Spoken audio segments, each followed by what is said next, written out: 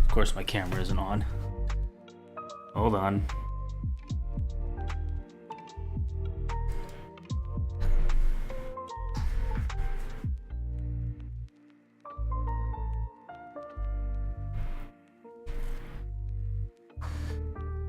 Okie dokie.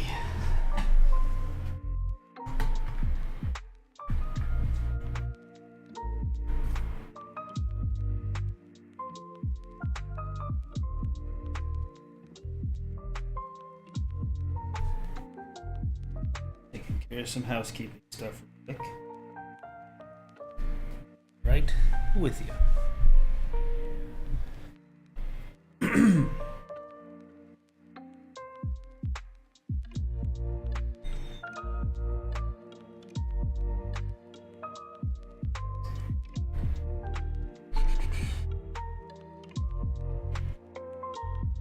Finish this thing soon.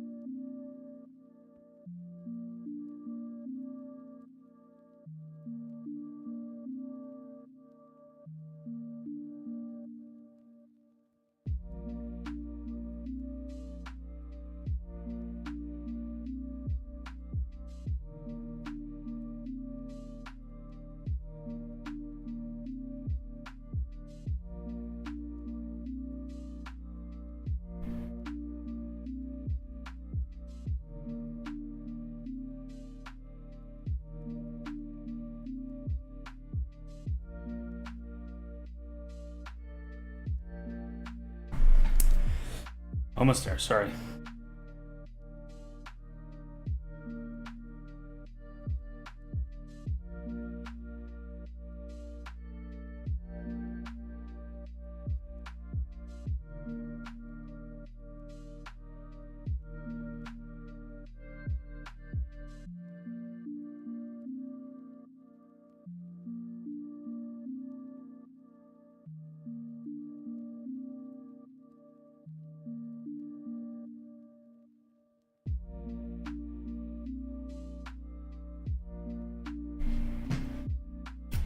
Alrighty.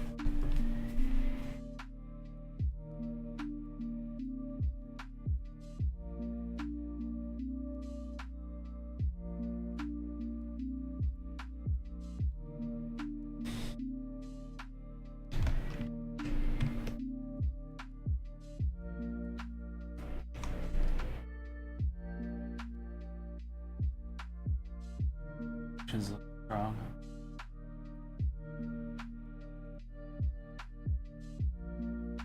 I guess everything's good.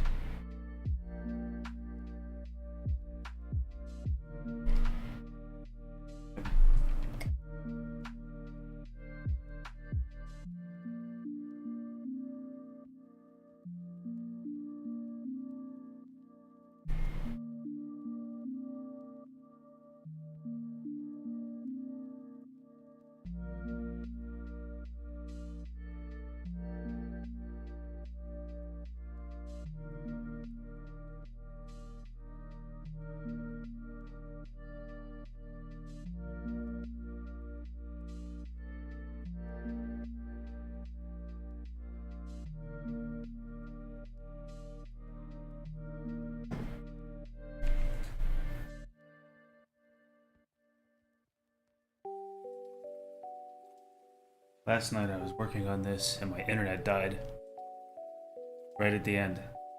Like, I maybe had another 30 minutes, 45 minutes on this. Now I'm looking at it, I'm like, what else do I do? I could polish and polish and polish. Kind of like, what's the point? It's probably good enough. Clean up this edge a little bit, I guess. This rougher area.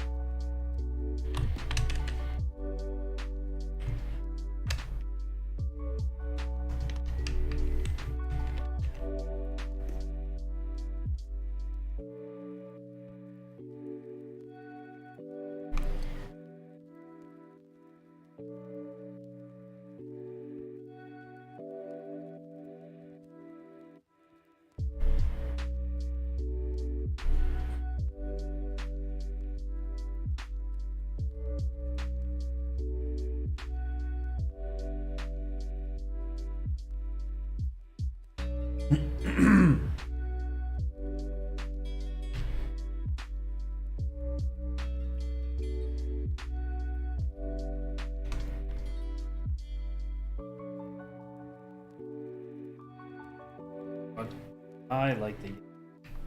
I was on the fence for a bit, but I've come around.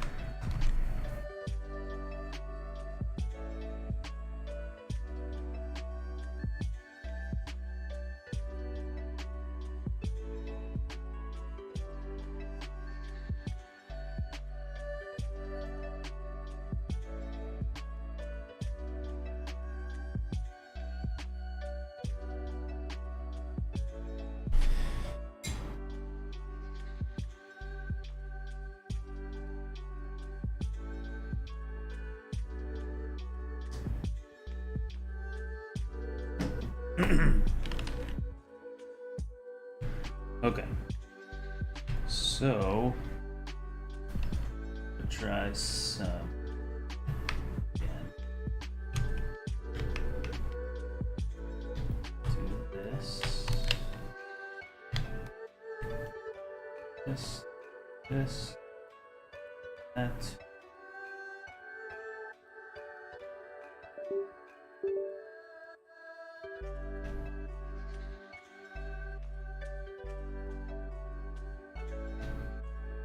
What is that? Did that work?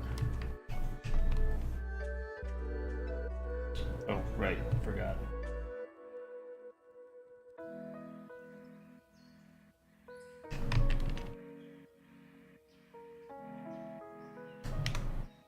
Low on him. Pretty cool.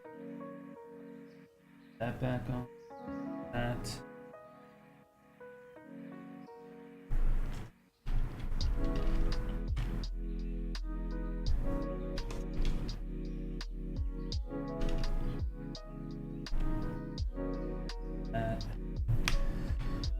Copy merge.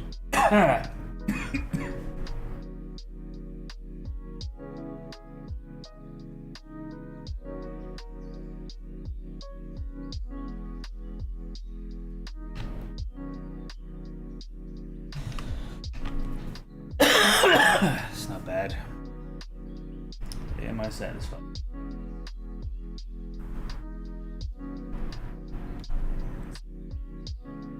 One more try. Hold up.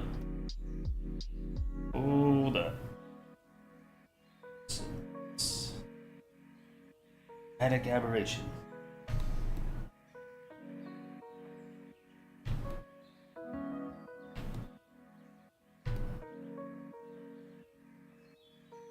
Delicious color separation.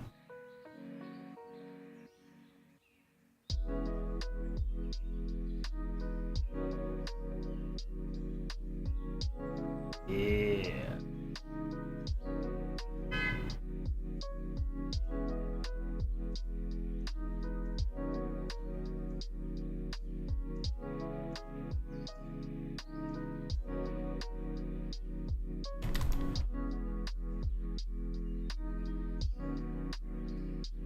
See that? I think that's super cool, and it reads really awesome when you look at it from afar. Do this again. Oops.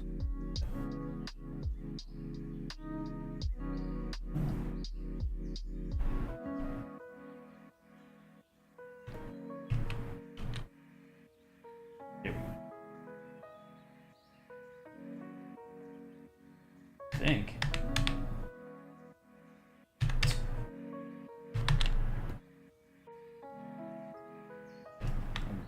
I'm going blind here.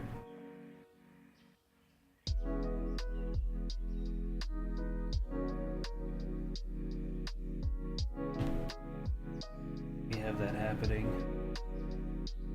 Very cool.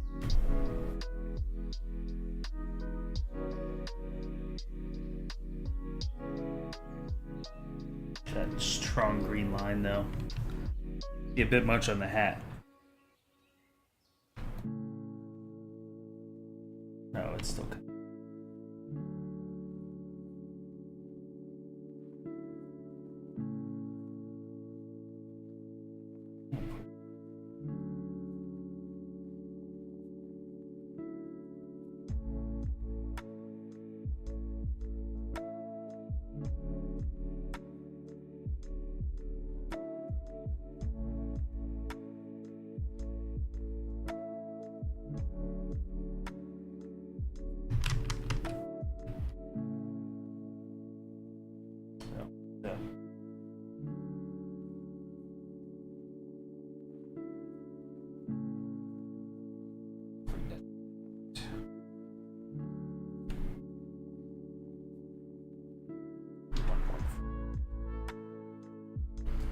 So strong. Canvas texture.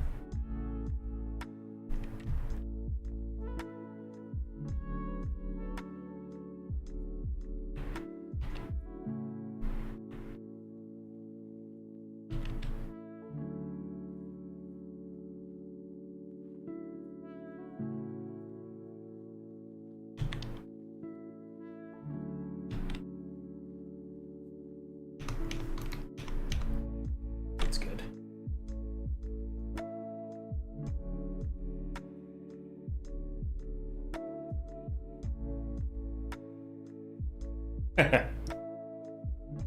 What's up, man?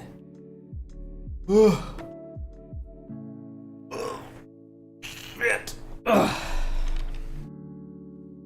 This is my fourth stream with this guy. Streaming to YouTube at the same time. And last night I was gonna try to finish it. And my fucking internet died. Like at the last 30 minutes I planned on spending on it. So I just called it a night, and here we are, part 4. I'm just putzing around with some post-processing stuff right now. I'm gonna decide what I want to do with it.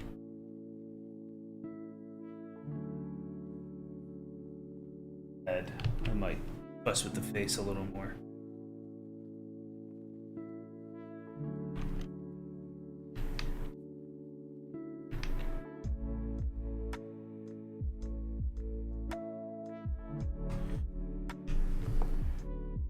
Thanks, man. I'm having fun. This was a fun one to do. As you can imagine. The little gory fucked upness about the face.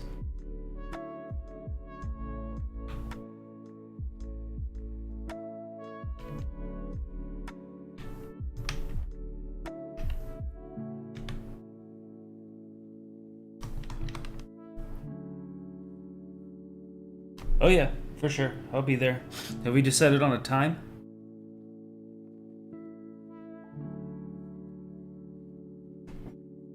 Like 7:30 or something?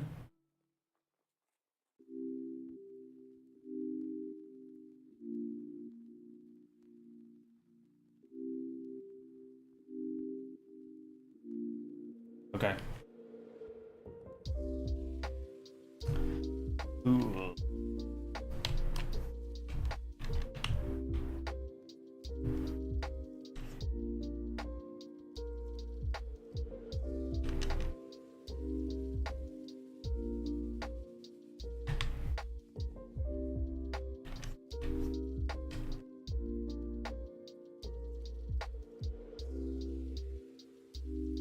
How many of us are there?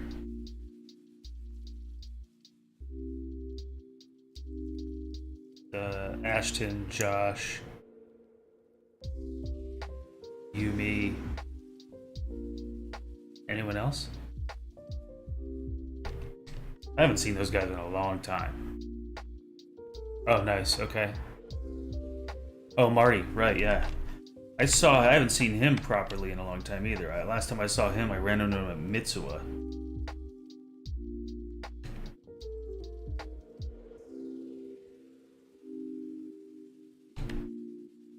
That was, I don't know, 5 years ago?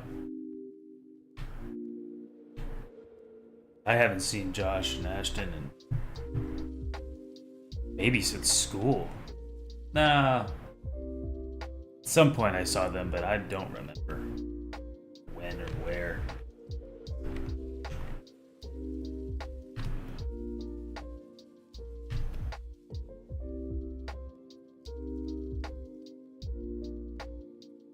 Which is really lame. Fucking time flies, man. Gets away from you.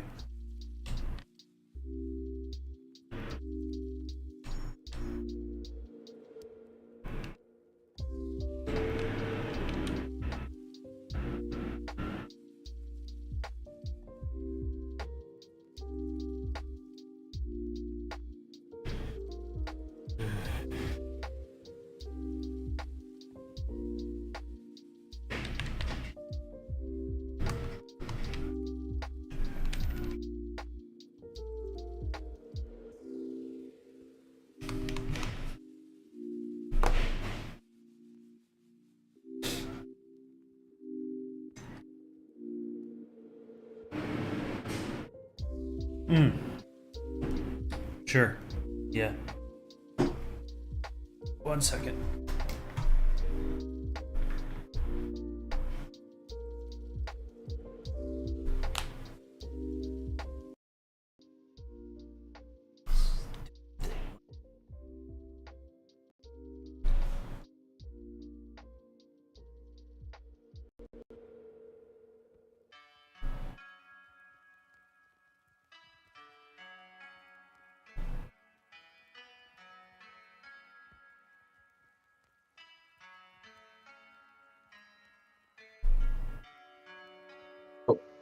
Yep.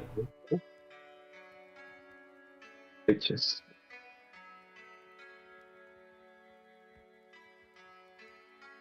Oh, you're in the stream room. Okay. Or I was, and this call's fine. Yeah, this is good. Let's do this. Because I don't want a bunch of people jumping in if they see us on, like, if it's direct between us, it's better for something like this. Oh, I'm also streaming. What do you mean? Like, I hear my voice. Yeah. Yes. Yeah. It's gonna pick you up. Oh. I don't know how to avoid that unless I use a different device. I guess I could put you on my phone. Oh no, that's fine. You don't gotta do all that. I just figured it'd be easier just to chat. talk. I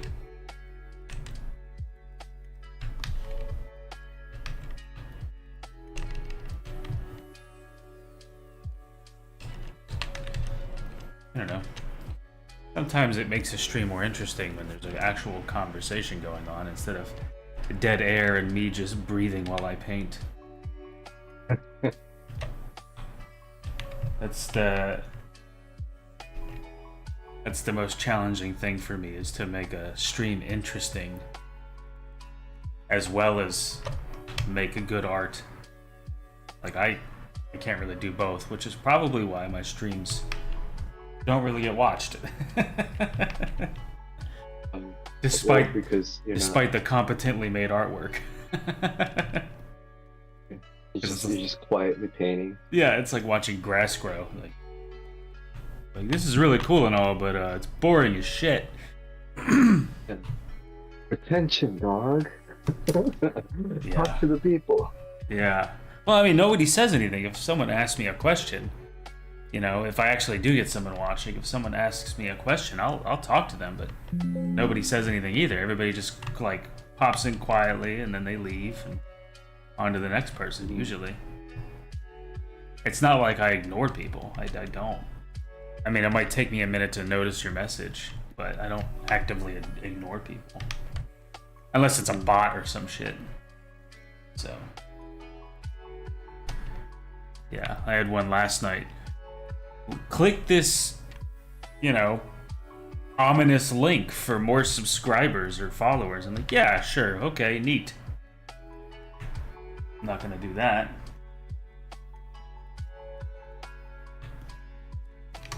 Just started watching Fallout yesterday, and Yeah? What you think? good. I very curious as to like this Ghoul guy got dug up from the ground. Yeah. Then the girl's out in the wilderness, and then Right. the guy at the army base is now a knight or like a squire. Right. So I'm like, oh, that's cool. I want to see how this How these storylines converge. progresses. Yeah. Yeah. Yeah, it's really well done. I've been a fan of the games for years. I've played every game actually since the mid '90s, pretty much. I didn't know this IP was that old. Yeah. So most people don't. Most people know Fallout, basically starting with Fallout 3, which obviously implies that there were two previous. But what happened was early on there was a company called Interplay that made the first two, and they were sort of top-down isometric, turn-based combat. So something akin to like Baldur's Gate. Where you'd roll turns and you had action points and whatnot. It wasn't like first person action like it is now, but it was very story centric and very choice based, and you still had a lot of the art, role playing, and customization elements. It's just the tech at the time couldn't do much. But it was a phenomenal games, and they were pretty widely lauded as some of the best games at the time ever made. And then it went dormant for a long time. I think Fallout 2 was made in like '99 or '98, and then Fallout 3 didn't come out until 2008. So it was about 10 years later, and it's a different developer at this time. I think Interplay went under, or they got absorbed by another company or whatever, and then Bethesda bought the licensing to make Fallout games. That's what Bethesda. Yeah. Okay. Yeah. So it wasn't Bethesda's IP from the beginning. No, it wasn't. Although they may have shared talent. I don't really know the particulars, but yeah. So Bethesda bought the licensing to make Fallout, and they made Fallout 3, and then another company, which I'm forgetting the name of right now, made Fallout New Vegas 2 years later. So they then purchased the licensing from Bethesda, I guess. I don't know, they borrowed it, and they made Fallout New Vegas, which is canonical. Like, it is part of the Fallout franchise. It's not like it's a separate thing. And then Bethesda made Fallout 4 in 2015, and then Fallout 76 in a few years later, which I don't really care for. It's an online game. Not really my jam, but anyway, it's cool because every game is a different story but it's still in the Fallout universe, so it has the same basic themes and the same basic art direction. But every game is a different story. It's geographically different. Sometimes the timeline is different because one game will take place 100 years after the bombs dropped. Another one will take place 200 years or whatever. I don't remember exactly, but so the show is not based on any of the specific games. It's just another entry into the canon. Yeah. So this one's 200 years after, I think, the bombs have dropped, and it takes place in Los Angeles, which no game has done that. It's been, I forget where the first two take place, but Fallout 3 was in DC, Fallout 4 is in Boston, New Vegas is obviously Vegas, and I don't know where 76 takes place. I think it's like Maine or something like that. But yeah, every game is linked intrinsically because of the world, but they're separate stories, separate geography. That's cool. Yeah. And in some ways, it's like with each game, you're only like building the universe kind of thing. That's really rad. Yeah. And every game, I mean, a lot of people think that Fallout 4 is not much of an RPG, and in some ways I agree. But I would say if you're just into walking around and looking at shit, exploring, Fallout 4 is probably the best for that. I heard someone put it once that if you follow the main story of Fallout 4, it's not terrible, but it's not the best part of the game, and it kind of unintuitively you're not doing the best stuff you can do in the game. If you just wander in Fallout 4, that's the best way to experience the game.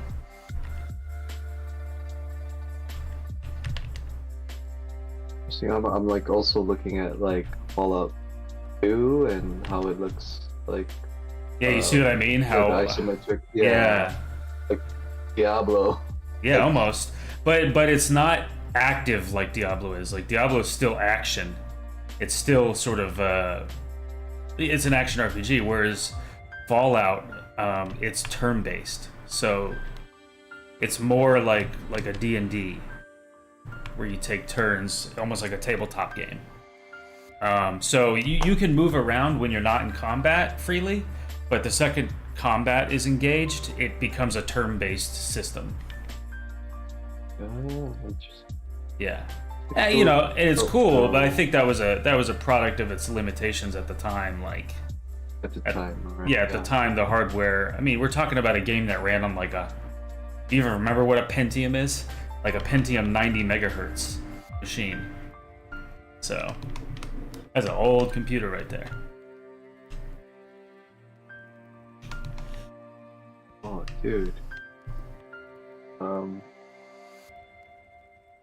Yes.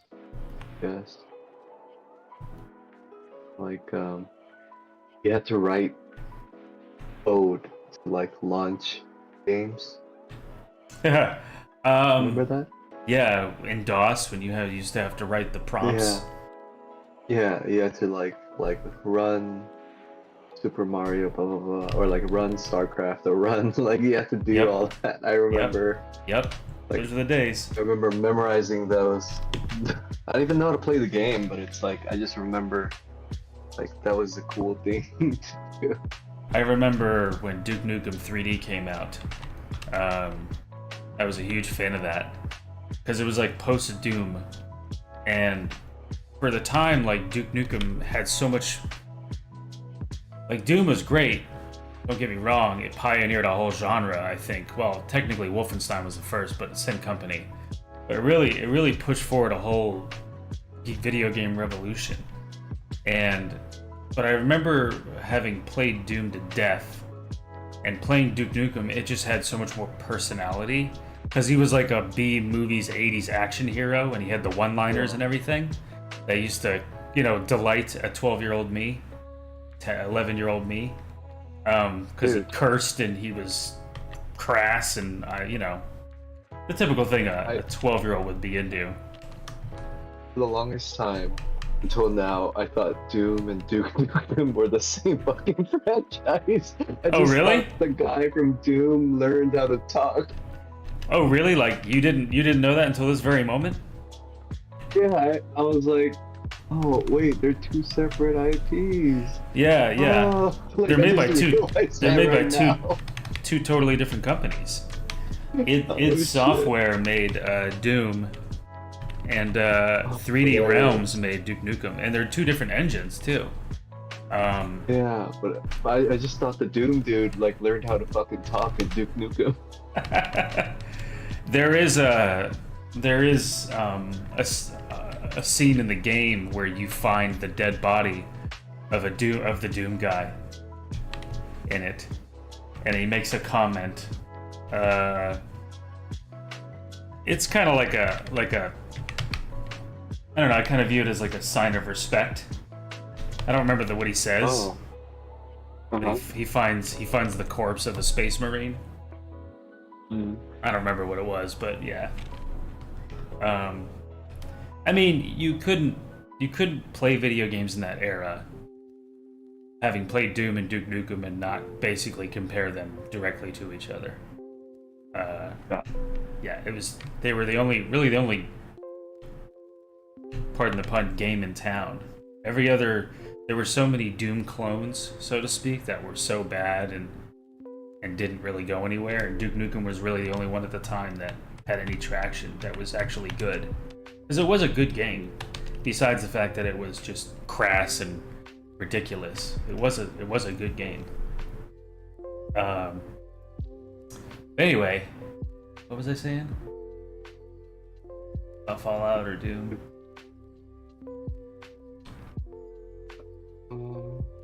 I don't know how we got here, but I don't know either. keep going. Oh yeah, so I remember thinking like it was just the coolest shit, and it was my favorite game for a long time. I was making a point, but I totally lost my train of thought.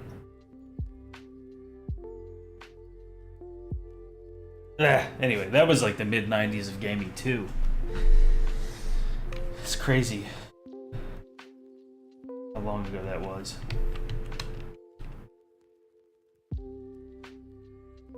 I loved PC gaming back then. I love it now still, but it was such a, like, most people really didn't PC game. Consoles were really the only things that people had for gaming. The majority of people anyway. And having a PC, because my dad always had access to that sort of, oh, I remember where I was going with this now. So you were talking about DOS prompts. Well, at the time when Duke Nukem came out, my dad's machine didn't have the necessary specs to run the game well. So it would boot the game, and then like 5, maybe 10 minutes in, the game would crash like clockwork every time. So I remember just sheer tenacity, having to type in those prompts over and over and over again just so I could get 5 minutes or 4 minutes of gameplay.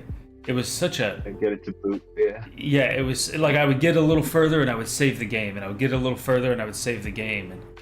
And if, I don't remember why, the specs, I think the game required like a Pentium 90 megahertz machine, and my dad was still on something called a 486, which is much inferior to that. Eventually he upgraded his computer and it ran fine, like a couple months later or something like that, but I just remember wanting to play that fucking game so bad that I kept punching in those prompts. Like, I don't remember them now, but boy did I have them on command. Yeah, at the dialed time. in, right? Yeah. Yeah. And not only that, like the cheat codes for the game, and like God mode and shit like that. And because I used to use the cheat codes in Doom all the time, and Doom had its own cheat codes, or Duke Nukem had its own cheat codes. And I remember typing in the Doom cheat codes, and it would penalize you in the game if you used the Doom codes. It would call you out, or like, I don't remember, some shit would happen in the game. It was funny.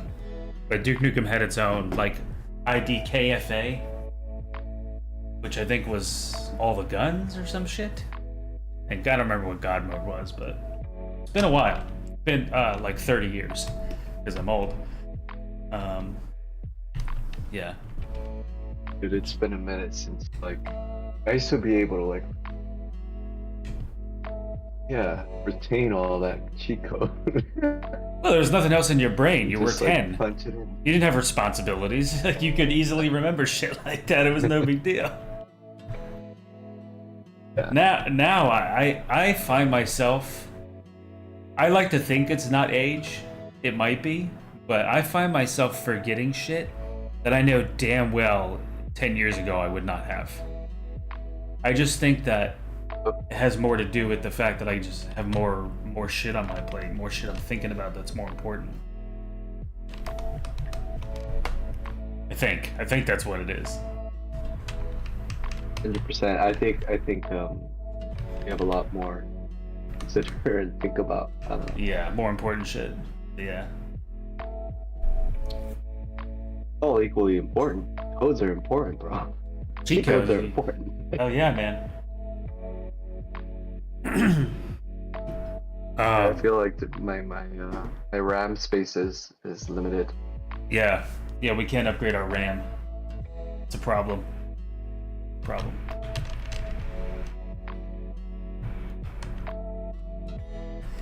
Also, like priorities, right? Like you care about shit differently, you know?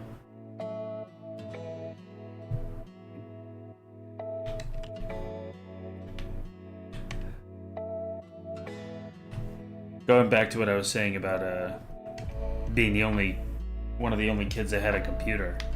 All my friends would always come over and play on those games, and the computer was, besides Mortal Kombat, I think the computer, there were really no other games that pushed the envelope like that on console.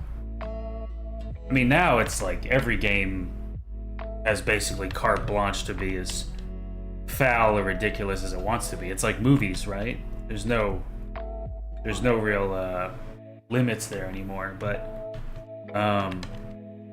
back then, for a character to say, "I'll rip your head off and shit down your neck," that was pretty risque. Or you're an inspiration for birth control. That was another gem. Oh, I remember like in N64, Conqueror's Bad Fur Day. Yeah, that was one of those games back then too. That was pushing it. Yeah, and then I remember getting that game, and I think it was my mom like watching me play. She was like, "What so violent? What the fuck?" I'm like sniping teddy bears and like their brain, like they're like, you know, their heads are being blown off and shit like that. Yeah. My brother tells this hilarious story. My oldest brother, he's got 4 boys, and I think it was the second boy was playing. I think it was Grand Theft Auto 3. It was one of the Grand Theft Autos for sure. I don't remember which one, but I'm trying to think timeline-wise, like how old he was. I think he might have been about 10, 11 years old at the time.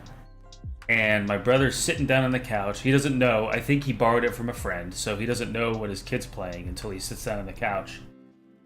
And he watches his son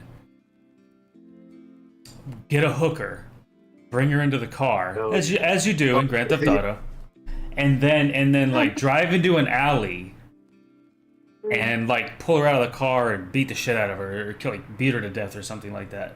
And my brother stands up and he's like, "Oh, my camera's off." And he's like, "Holy shit, what the hell are you playing?" And he goes, "Don't worry, Dad, she's just a hooker." He's like, "That's it, game off."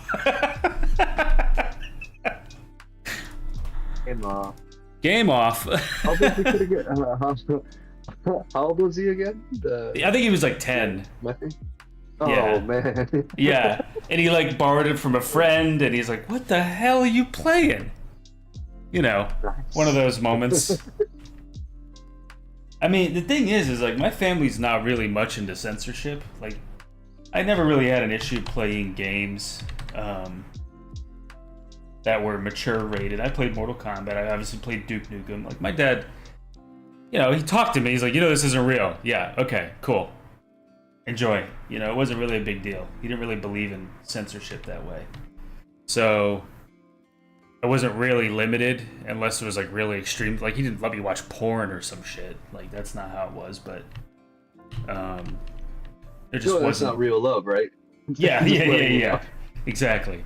No, like it wasn't that That's insane. uninhibited. But you know, if a movie was R rated, Yeah. then you know it didn't really matter. He Yeah, knew yeah. you know, my parents were real communicative about that sort of thing, and my mom was always of the opinion, well, if you don't watch it here, you're gonna go to a friend's house and watch it. I'm not stupid, so or you'll see it somehow. It's better I watch it and teach you. That was kind of her philosophy. So it worked. I seem okay, all right? I'm fine. You're all right. You're All an right. all right lad. I'm all right. Anyway, I don't know where I was going You're with all that. right. Oh yeah, I was talking about risque video games. So like Duke Nukem and Doom were really, I don't know, they were really the only games at the time that were doing shit like that. So my friends would come over and just have their mind blown by those games. Which in hindsight, I was the kid that the kids would go to their house and play that my mom was referring to. I think I became that kid. Sorry, parents. But we had a good time. It was cool. All we did was play video games and eat snacks. So, it was all good. Yeah. My turn, he died. Pretty much. Yeah. Oh, man. It was a good time. Times. Mhm.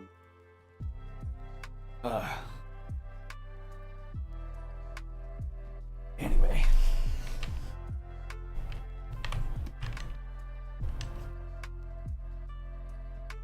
I think I've reached the point, yeah, where it's like, what am I doing here? Yeah, Like, no. I could do this forever. Start another one. Start another one, just like that. Yeah, I think that's good. You took it to a good It's probably enough. spot. And I got my last moves I'm gonna make that'll make it extra juicy. I'm about to do it right now. You ever do this? This is a good little move. I learned this from a friend of mine. I'll show you. So I merge the figure right here, and then I like to make it a smart object just so I can edit it more easily. And I give it a Gaussian blur like that, just the figure, okay? And then I make it screen, and then I just paint in certain areas, and it gives it a nice little bloom in those areas. You see that? I like that. On the lit areas, and then what I'll do is that. And then I will. This image looks really cool with some chromatic aberration on top. That. Look at that. Look at those greens. Like, it's really intense, but I think it works for an image like this. It's kind of cool. I could dial it down, but I think I kind of like it. I like it in the eyes too. And then Dramatic finishing. last little move where I treat it like a photograph. I do a camera raw on it. Gives it that extra punch. And we're done. That last move is like, it does so much. See that difference? Yeah. Actually, you know what I might want to try? Let me bring that up. This is why I like the smart object, because I can just edit it. Yeah. I would usually would run a camera filter and then so tripod on top. Scroll up real quick, I'll show you a little. Say that again, sorry? What were you doing right there? The little swipey swipe. Swipey swipe? I don't know. I saw like a little swipey swipe. Was that like a Oh, you mean this? This thing? I grabbed the blues and I just tilted them towards teal.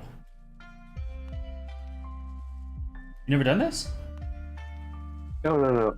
Yeah. Oh, yeah. See that move? I didn't know you could do that Dude, directly on the image. this is so rad. Watch, I'll show you because you can Oh grab my God, I've been any fucking doing color it and manually, bro. isolate it, and watch the sliders on the right. It'll show you Yeah. exactly what you're doing. So, and now God, that's for hue. Okay, you could grab your saturation and do that on a specific color. Yeah. You can, the luminance is killer because you can grab a color and lighten and darken it, and it stays true to the color. So watch. Dude, no, the thing is, I didn't know you could directly click on your image. I and know. Make those. You gotta make like, sure this little icon is tapped. See that over there? What icon? This one that I'm hovering over right now. Do you see that? Oh, that icon. Okay. Yeah. So you gotta make sure that's depressed, and then actually it has a little context menu here now. But you click saturation or hue, and then you can click right on the image and fuck with it. Dude, so what I've been doing is like, all right, that red is, and I've just been like guesstimating on the reds and stuff like that. Right, and, right. Okay, some of the blue, I'll just shift it to the teal, and I just do it like Right. manually. Dude, Manually. Manueli, you can do that with curves too. You know that, right? Yeah. I know you could do that with curves, but I didn't Yeah. know you could do that with. Okay, so in Camera Raw, if you go scroll all the way up to where it says color. on the Yeah, box, I'm here. Yeah. Right here. Higher, all the way up. I'm here. It says color right here. Unless I'm missing something. Sorry, my stream settings makes it. Oh, let me make it a little bigger. Oh, there we go. No, it was high quality. Okay. Yeah. All right, so color box right here. Let me turn on the music a little bit. Hold on. Sorry. It's a profile where it says up top on profile. Profile. Yes, color right here. Yeah. Click on the down tab and go into browse. Okay. This is like future preferences, but then if you open those like folders like artistic, black and white, Right. modern, Sure. vintage, Yeah. those Yeah. are quick Oh, these are neat. like adjustments. Yeah, those Yeah, are this quick is like in adjustments Lightroom to- they have these. But these are Yeah. actually I didn't even think about doing this for this image. That would be kind of cool. That's kind of Yeah, neat. That it kinda- adds a little flavor to it. So- yeah, it's like once you're done with your image and you have all the everything kind of working and dialed in, it kind of like it gives a little, A little. and you can mwah, control how little- much. a little Yeah, kiss. a little kiss. You want to give it that fallout, nuclear yellows and greens and Yep. do all that, and then there's a profile for that, and you can Yep. make adjustments within it. It's pretty cool. That is cool. Some of it like overcooks it, some of it like Yeah, you gotta waxes it choose. up too much. You gotta choose the right Yeah. one and then maybe adjust the intensity. Mhm. That's kind of interesting. That something's happening there. Let me hit that. It's that amount.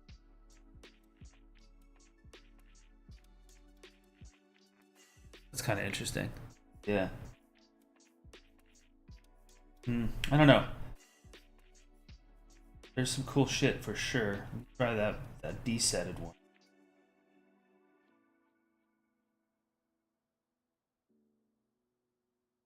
Nice. What if you kind of tone down the specularity on the bullets, because my eyes Oh, are they a little go too straight hot? there. A little too Yeah, hot? and it goes straight. Yeah, it goes straight there, but then it's like the belt the holster that's holding the bullets is not rendered as much as like the face. So it's Yeah. like, oh, Yeah, I got you. I was like, I wish there was more juice, more Let me get- juice. Well, I don't want to render the bullet casings more, so let's just push down Yeah, the specular. yeah, just tone it down. Yeah. Yeah, I like that it gets looser. As you know, I like that Yeah. it gets looser away from. Oh, that reminds me. One thing I forgot. Yes? I want to do one little thing. What am I doing? I want to do this. I want to make it a little sharper around his eyes, but only his. So let's go. I pass. Such a cheat, but I like cheats. Cheats are great. Those are like college like finishing move for every painting that we did, and we got like called out for it by our teachers. Oh, and at Otis, you mean? Yeah. It's so stupid. Like, they they're call like, us no, out no, for it was- shit it that was just- everybody in the fucking industry uses professionally. Well, they were just calling it out because like our images weren't done, and yet we were just high It's passing true. like brush strokes. You know what I mean? High Like, passing shit. yeah, he's like, yeah, I remember being called out for that because it's like your image isn't done, and you just like made it Yeah. high pass, like crunchy and super sharp everywhere, and it's Yep. what are you doing? And I'm like, ah, Hold on 1 second. Someone's at my door. I'll be right back. yeah, no worries.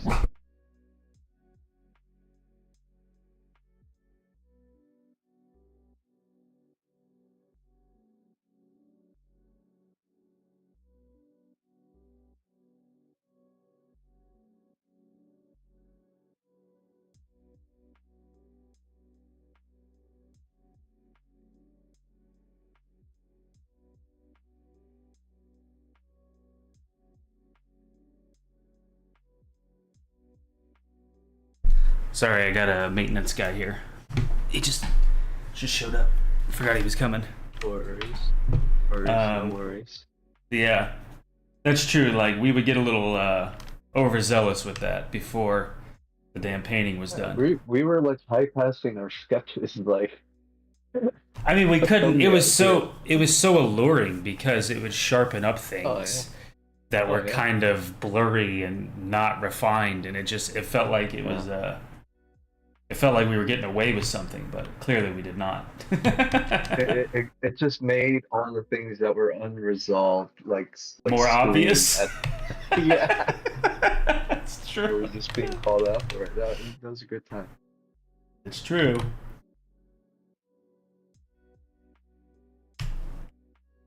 Alrighty. How's your work going?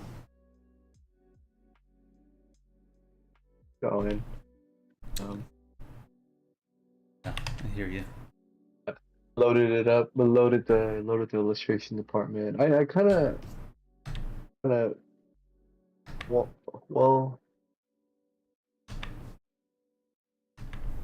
mentioned my CD about like like what's the hiring rate right now? Like, are you guys looking or something like that? Apparently, they're like, no, like it's like tight ship time, I guess. Yeah, it's gonna be that way for I a know. while. Yeah, I think it's across the board. Unless it's like they really need someone, and it's like leadership roles or something, Right. and those are like they're like slim pickings, but I don't know about the ADs Right. that market currently. Right. Yeah, I think it's probably going to be like that potentially for at least another month, maybe 2 Yeah. months. Okay, so right by you on Wilshire and La Brea. Hold there's on. that We're on iconic stream building. here. Oh, don't be sorry. doxing me, Well, bro. yeah. I mean, it's close enough. But on Wilshire and La Brea, there's an iconic building that had like, office spaces for lease. Yeah. And Yeah. I I was know what you're like, talking oh, about. this is cool. I gave them a call today, and I was like, hey, I'm looking. Like, I noticed they had some spaces that were like under like 500 square feet. So I was like, oh, like, can can I take a look at it? And they're like, oh, what's your budget? And they're like, and I told them my budget, and they just kind of like laughed. Awesome. They're like, yeah, like, sorry. I was like, that's cool. I just had to know. They like come up, and I was like, fuck. Yeah. Well, that's the irony. pretty That's funny. the weird thing is like they can't rent those places. No one's renting them. But then they're like, you call up and you've got a modest budget and they don't want to rent it to you. I was like, well, do you want money or not? You guys aren't moving these Yeah. things. So Yeah. clearly there's a disconnect between the demand and what you guys are charging and what people can do. That's fucking Los Angeles in a nutshell right there. 100%. And it was just funny. And they're like, "Oh, what's your operating hours?" And I said, I start at 9. Sometimes like a work can kind of drag past.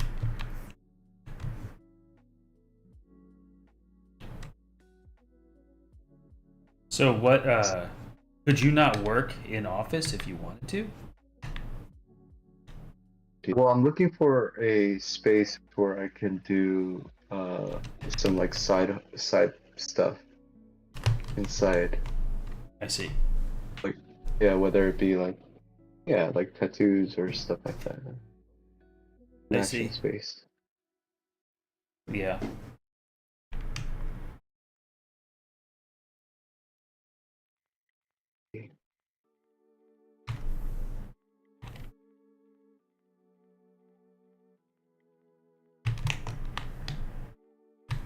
Talk to you. I don't want to talk to you. What? No, not like you're like, whoa, whoa, whoa, whoa, whoa, hey, hey. Yeah. Don't be doxing me, dude. Don't be doxing me, man. Don't dox me.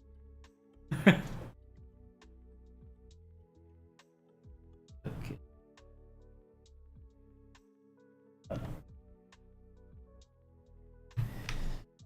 I think I'm done with this thing. Yeah.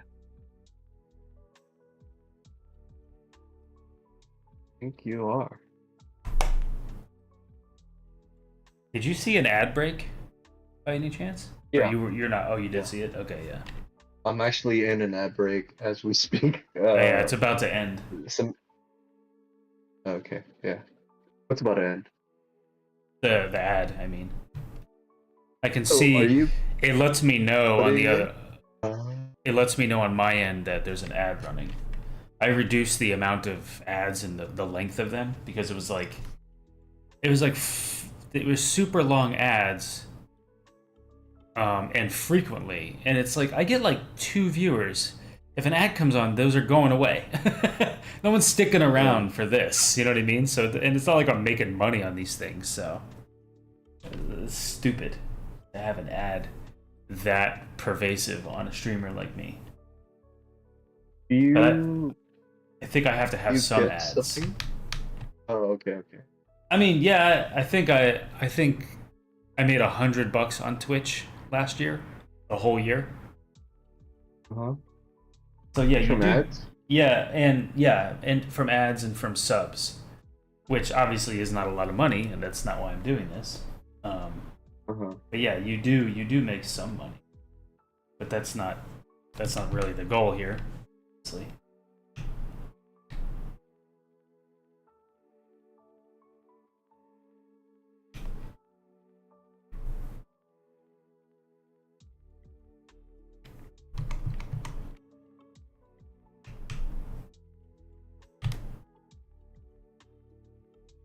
Messing with this camera raw thing.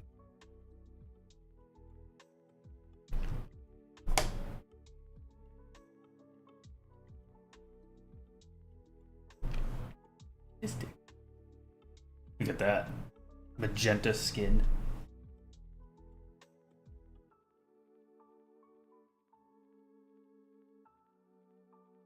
Okay. Kind of. Oof, I could really lean into that blue.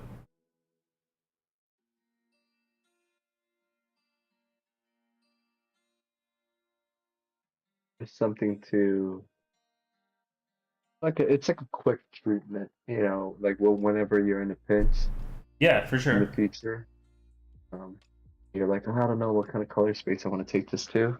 Yeah. I just kind of like try some of these things.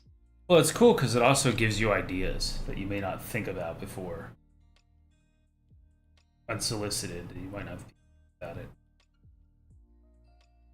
There is something to the blue because the theme is like, well, Fallout is blue and yellow.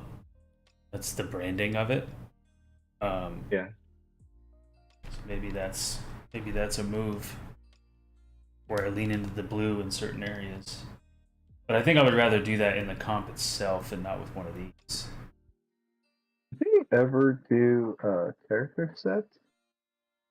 Say that again? Do you ever do character sets for that TV show Fallout? Oh yeah, they did. They did Did they ever do it? I thought you were asking me. I'm like, no. I do not work on that. Oh no. I was about if did they do a character set? Right.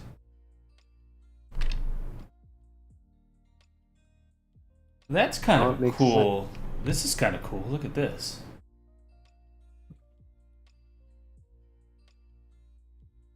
It has that acidy yellowy green in the bright parts in the light. Yeah. But I like this there's something to this. I don't know, it's interesting. Let me try something. Keep futzing. Never happy. See. If I go more intensely blue with the like look at that. Really lean into that blue.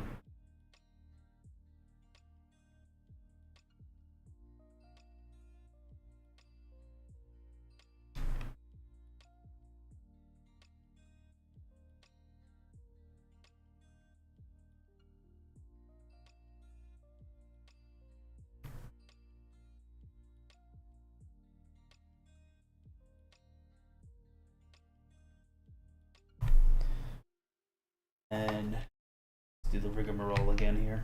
All the copy merging.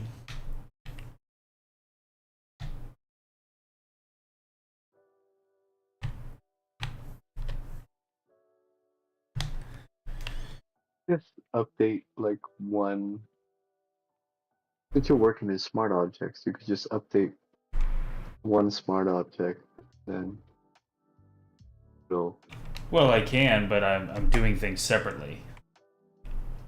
Like Oh, so you're like merging as you're going, and you're like layering these things. Yeah, as like final moves. Yeah, like the blur, just on certain parts of him is one aspect. What I could do is put the chromatic aberration and the camera raw on the same smart object, actually. So that's one thing. But then to add that, then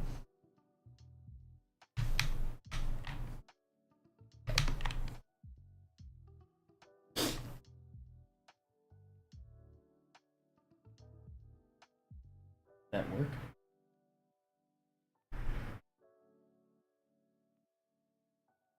That.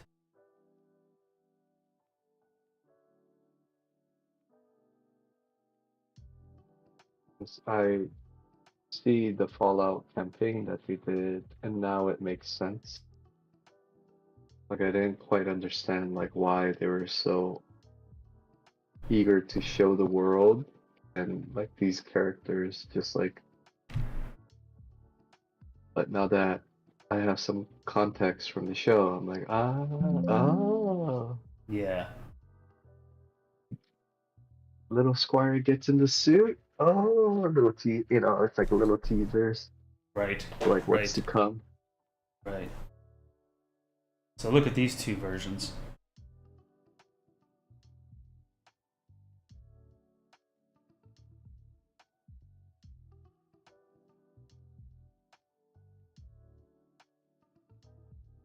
What you think?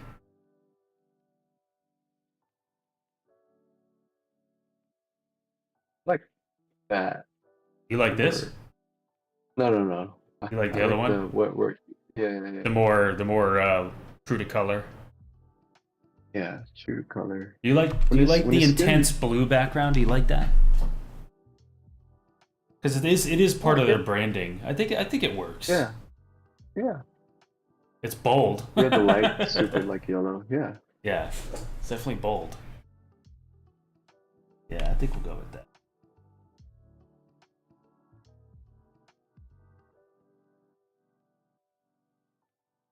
I reckon I need to put my signature on this now, don't I?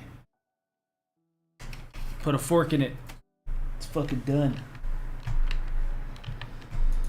Oh, it's done.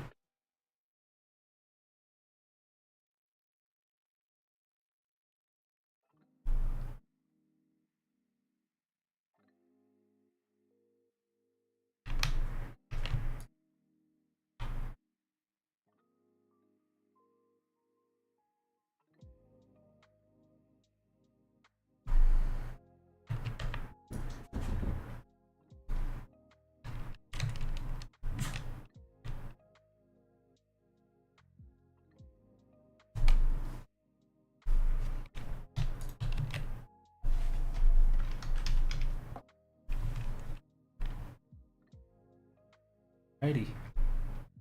I reckon that's it. I'm not touching it anymore. It's done. Bada bing, bada boom. Bing, bada.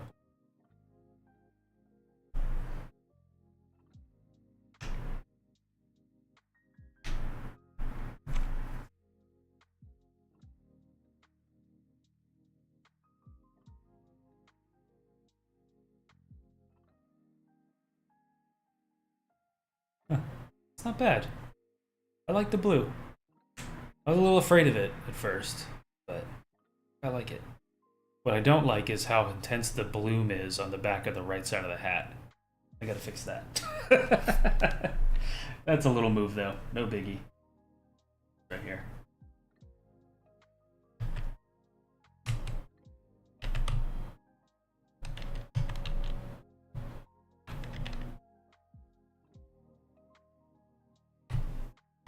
Okay. Take that down a little bit.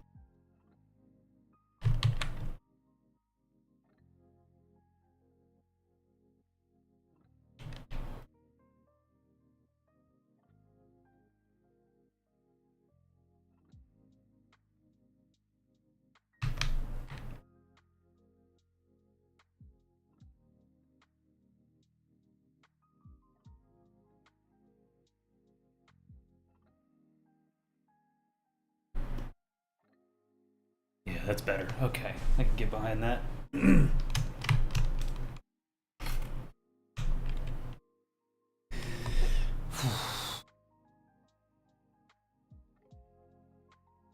Now, for the admin work, as I've come to call it, I gotta break this out into different formats. I have to edit the videos together that I made of me painting this thing and do a time lapse of it, a full length time lapse. And then chop it up into pieces and make little TikToks and reels and shit. My least fun part of this new world we live in for promoting your art. Baby, isn't there like an app that just edits it down for you? I don't even know if there is one. Maybe there probably is one. What do I know? I'm not on the up and up when it comes to all those. Same here. I get it. I'm trying to find it. Yeah, I think it's Is my signature too ridiculous on this? I'm looking at it small and all I see is my signature. dude. Fine. Fuck it. You wanna go that valley? Go for it. It's yours. It's your signature. Who cares? Okay. I see what you mean. I'm like, I see what you mean. Tone that shit down. Tone Yeah, it down. just a little bit. Let's just reduce the opacity on that. Like, You know what? Just make it white, bro. like I like you know you gotta 100% you gotta opacity. sign your work, but it shouldn't be about your signature. That seems Just crass. put it in the sky at like 30% opacity. Fuck it. Huge. Watermark it.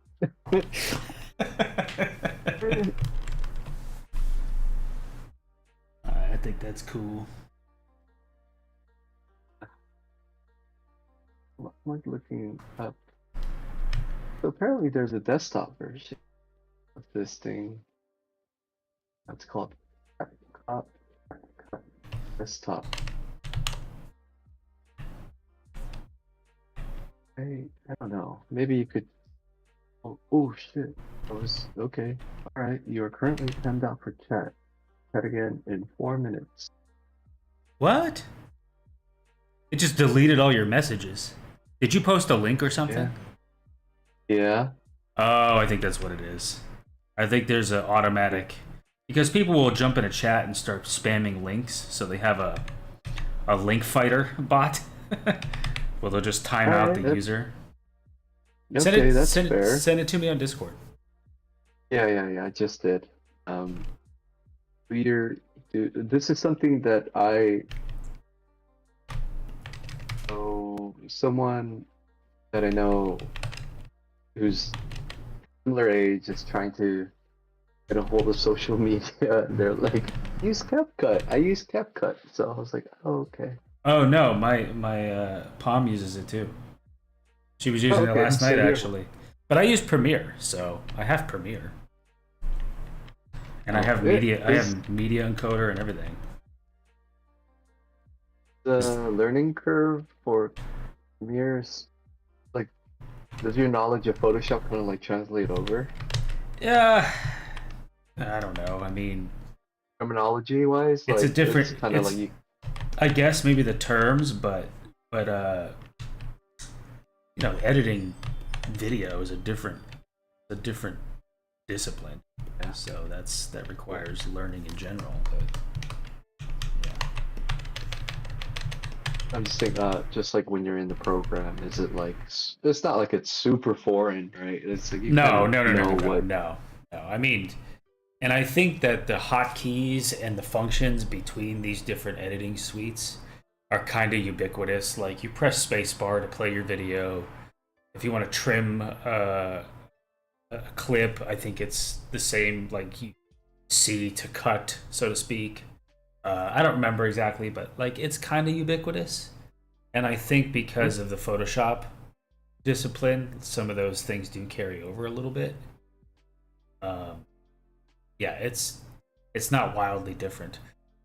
Palm was using CapCut for its ease of use though, because she had to do something very simple. Um, she was working on. I actually have it on my machine already. Funny enough. Okay, then fuck with it. I promise this time.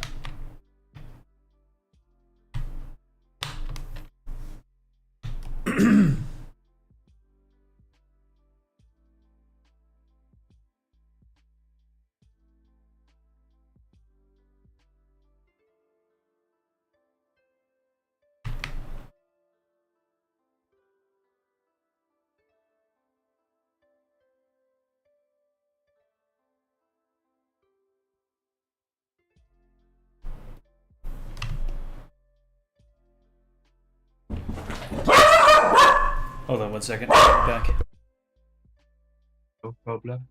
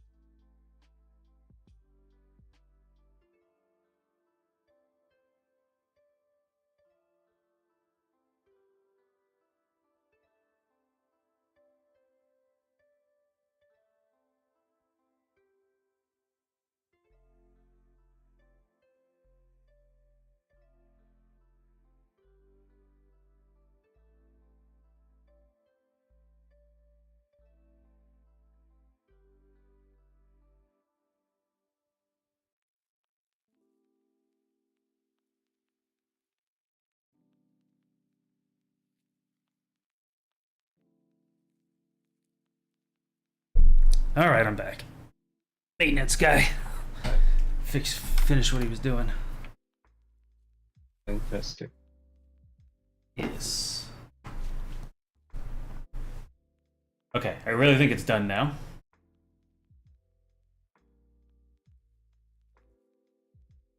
I only laugh because it's like I understand. I get it. Like I'm done. Like, nope. One more thing. Hold on. Let me. Oh, I can do this. Fucking, it can be maddening. And you're like, yeah, okay, I'm really done. I'm really done. And you just I'm gotta really, like close out. I'm really done now. Actually, let me just see one more thing.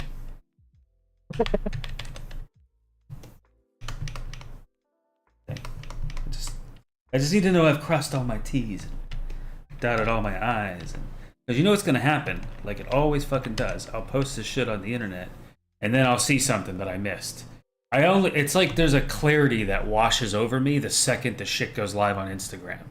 Every time, without failure, there is something I will see once I've posted it. I've just gotten to the point where it's like, fuck it. Whereas before, I would take the image down and I would fix it and then I'd re-upload it. And then I would take the image down again and I'd fix it and I'd re-upload it. Like a lunatic. And it's shit only I see. No one else cares. Like, yeah, great. I don't know what you did differently, but cool, dude. This is the 7th time I've liked this image today. Is that what was happening with the Metal Gear Solid thing? No. That I mean, kinda, but I actually had a couple of those printed, and by a high quality printer, and I was like, it looks cool, but it's a little messy for a print that I'm going to be selling. So I just did some housekeeping. There were like stray lines and pixels and shit from the underdrawing that were still showing up that I didn't really notice when it was on screen, but it got printed into the image, and it didn't look like it was intentional. It looked like it was an accident, and I just, if I'm going to be doing that, then I want to make sure the image is pretty clean. So, because like it was, get it printed locally. Yeah, I have a guy. He's pretty local. He's out in Thousand Oaks. He's really good. I really like his work. He does an excellent job every time. I've been using him for years. Got a guy. Yeah, if you need good prints, I definitely recommend this guy. He's pretty great. Look at me, I'm still doing it. I'm still fucking doing it. Alright, I'm gonna stop. I'm gonna stop right here. Let's do a wind down sketch. Like a wind down sketch. You know, just turn it off, open a new document, and just kinda figure something new. Let's just cook up some new. No, because then I gotta start editing this thing. Oh yeah. Maybe I should do that. Uh-oh.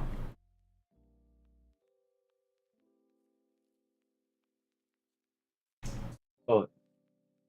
Hey, show you. Let me walk you through like one thing. To make a combine all and then make a smart object on top. Yep, I did that right here. Let me just okay. It's a little bit of a delay on your end. Yeah, and then double click. Oh. Okay, one more smart object. Okay, making it now. All right. All right. Double click and go inside the smart object. Yep. It was delay, so. Yeah. Probably like 20-30 seconds behind on Twitch, I think. 1 second. So go into go into edit, go into image adjustments. Yep. And then HDR toning. Okay. Oh Jesus. Yeah.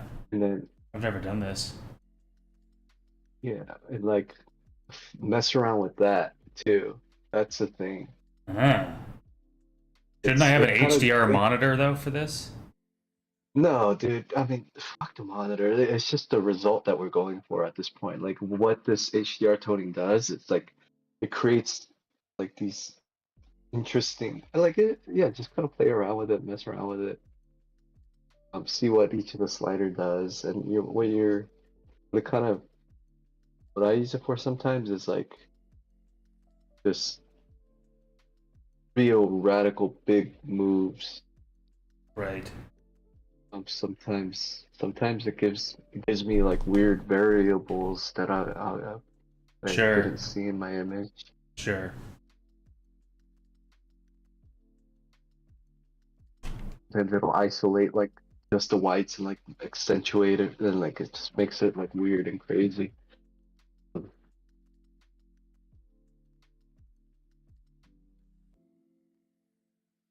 But you gotta do it to a flattened image within a smart object, because if you do it on your working file, it'll try to like flatten your working file. Yeah, yeah. And then Hold on. I do have an HDR monitor in front of me. I wonder if I work it up on that. I mean, I have an idea. Okay, I'm gonna try something, and I can put it on the stream too. So hold on. Do this. Stand by. So hit that. That puts it on that monitor. We make that HDR. Turning on HDR function now. And bring it over here.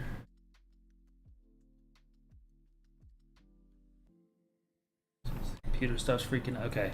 Now it's HDR, which probably isn't going to come across on the stream because the stream is standard def. Standard dynamic resolution. But let's see what it's like on my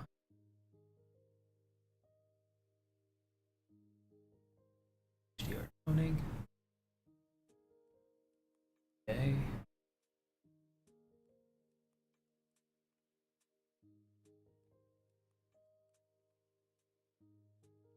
you're essentially turning your image into an HDR. And what I like to do is I'll like crank it up, and then I'll save that, and then turn that smart object into like 30-40%. Okay. And where I want to punch up the saturation in some parts or create that like hue vibrancy. Yeah. I'll like kind of paint it in and out.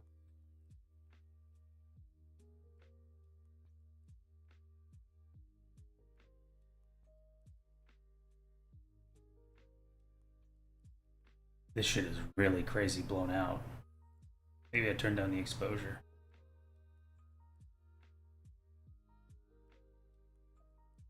Okay, let's just, for the sake of experimentation, confirm that. I'm gonna close that. Save. Bring the monitor back to the Cintiq. Go. So what you're saying is you would then mask that away and then paint in certain areas that you like. Yeah. That.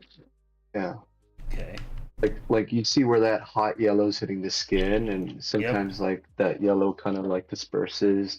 There's that like how skin reacts. There's that subtle translucency. You could kind of like imply that a little bit more, like where the ears are, and like Sure. Is that kind of like, it's kind of like how you would treat color dodge sometimes, right? Like you kind of ramp up the intensity. Like it's not just saturation, but it's also brightness, and just like it's a good way to make things sort of glow a little bit. Yeah. Without sometimes when you do like glow and bloom for the sake of doing it, it looks fake, or it doesn't look good sometimes, at least to me. And Sure. It's a way to like control. I have a hard time controlling color dodge. So I use HDR to create the result of what something would look like color dodge. I see. I'm dialing it in. It's a bit more methodical this way. Yeah, I see that. When I use color dodge, I tend to use a brush that tapers like this. and I'll do like a not quite super soft, maybe like a hardness of 20, 25, but then I bring down the opacity to like 10 or 15 and even adjust the So you're flow. like building it up. Yeah, so the problem with color dodge is if you go full tilt, the curve on it is like, whoa, it gets way out of control way too fast, right? Oh, So yeah. so by bringing down all those settings to like 10% opacity Yeah. and the taper, sometimes I'll do like an untapered brush. It depends on the application, but I think what the way I use it, it allows me to gradually bring in the color dodge. It's much more controllable. I'll show you on the image. So another thing I do, this is critical. If you're gonna use color dodge and you want it to behave correctly, you gotta make sure you make a flat black layer, completely black layer, and set that to color dodge. Okay? Mhm. So, and then say like, let's grab like a yellowy orange. And that's another thing is whatever color you choose has to be low saturation. Unless you really want it to be saturated. So low saturation, pretty high on the value scale. You can control your color dodge by your value as well. That's another way. You can control the layering of it. But like, let's say I want to punch in some light on the left here. Now that I have a pretty desetted yellow and I got low opacity on the brush, maybe we go a little higher.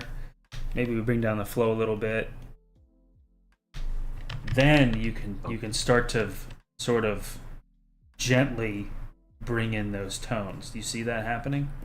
It doesn't look correct on the image right now. It looks like shit because I'm just doing an area without really considering it. But you can see how you can slowly layer it in a more controlled fashion. Like if I want to hit the ear and brighten it up a little bit with that nice saturated red in the skin, this is a great way to do that. Maybe I bring up the opacity a little bit and the flow. I'll do one better on top of that. What your whole process. Yeah. On your solid black layer. Yeah. Put a go to the bottom and get a solid color layer at the bottom. At the bottom of the layer stack? No, oh no. Like get a solid color layer on top. Oh, like one of Black block. these? One of these guys? Yeah. There's like a delay. Yeah, and then clip that into your black. Into my black. What do you mean? Clip that solid color into your black. Black color dodge? Clip it. Yeah. Clip that solid color into your black color dodge layer. Like that?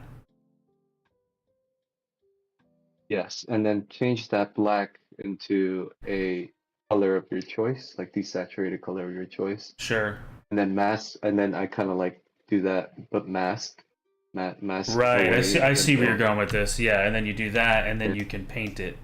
Yeah, it's effectively Yeah. the same technique, you- except for yeah. it's a same color every time, right?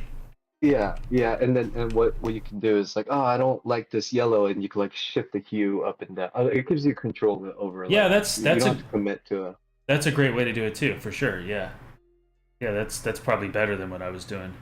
Yeah, because then It's I do tend to, when I do color dodge, sometimes I will change, like I'll go more into an orange or maybe a red.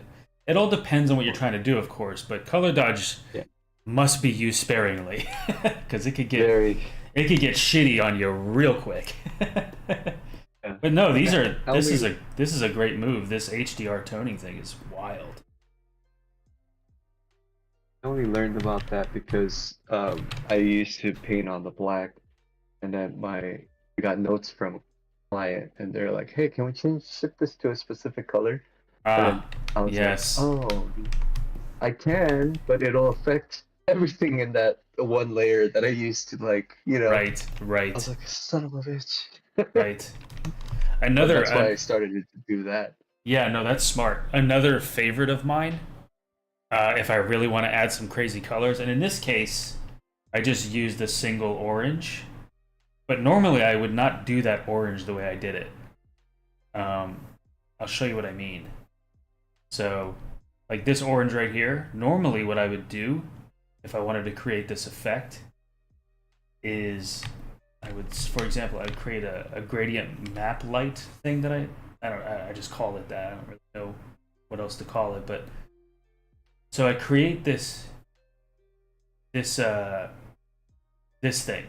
Basically, it's a solid black layer on screen, and then I clip a gradient map to it.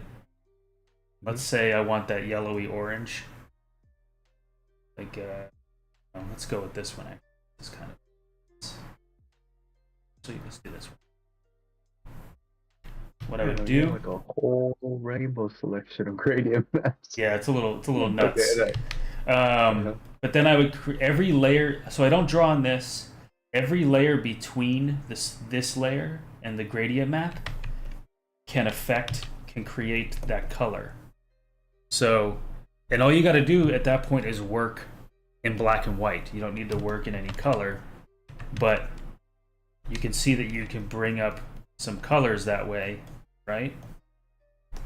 And then if you want to change it, you just change the gradient. So this is great. Okay, this is great for adding colored light to things. Yeah. And if you use, depending on how you use it, you can also use that to add some subsurface scattering or whatever to an image as well. And then if you adjust the ratio of your gradient, you can control it that way too. And do some interesting shit with it. So that's one thing. That's a cool one. You can use you can use that, you can use a gradient map, or you can even use a color balance layer in the same capacity.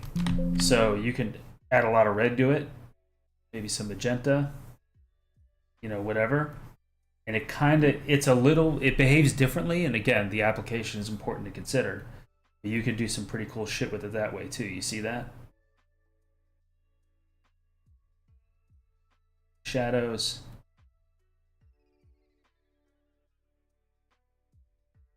And you have a color balance in between. So okay. I just turned that off just for the sake of demonstrating the color balance. You don't need that there. This would be an alternative to the gradient map layer. And the black layer is set to Screen. Screen. Okay. Screen. Okay. And the reason I just selected the shape of the figures to isolate it to that, but it can be any shape you want. Yeah. This is how I'll, like a lot of my paintings, how I'll get that colored light on a thing. That's usually how I'll do it, is this technique. Obviously, you gotta paint it well. You can't just willy-nilly it, but yeah, it allows you to sort of... It ends up behaving correctly automatically because it's adhering to...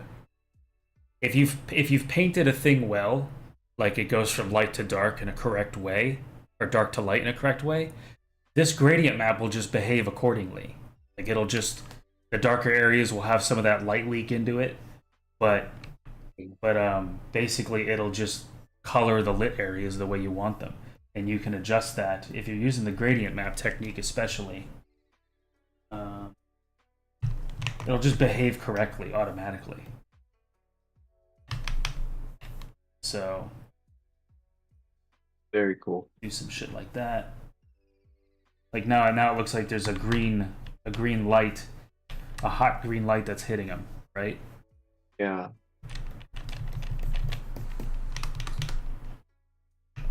Obviously that looks like shit because I didn't paint it well, but you get the idea. Yeah, like in this case I used a fill color overlay. But normally I would get this kind of lighting through a combination of a gradient map and a little bit, I would get those nice rich reds in his skin through color dodge. Yeah. Let's see. Yep. HDR toning is crazy.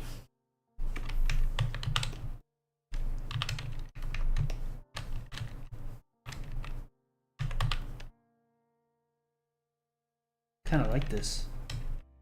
I mean, I do. Adds me. I can add a little bit of extra there. I wonder if I should do this below the final camera raw move.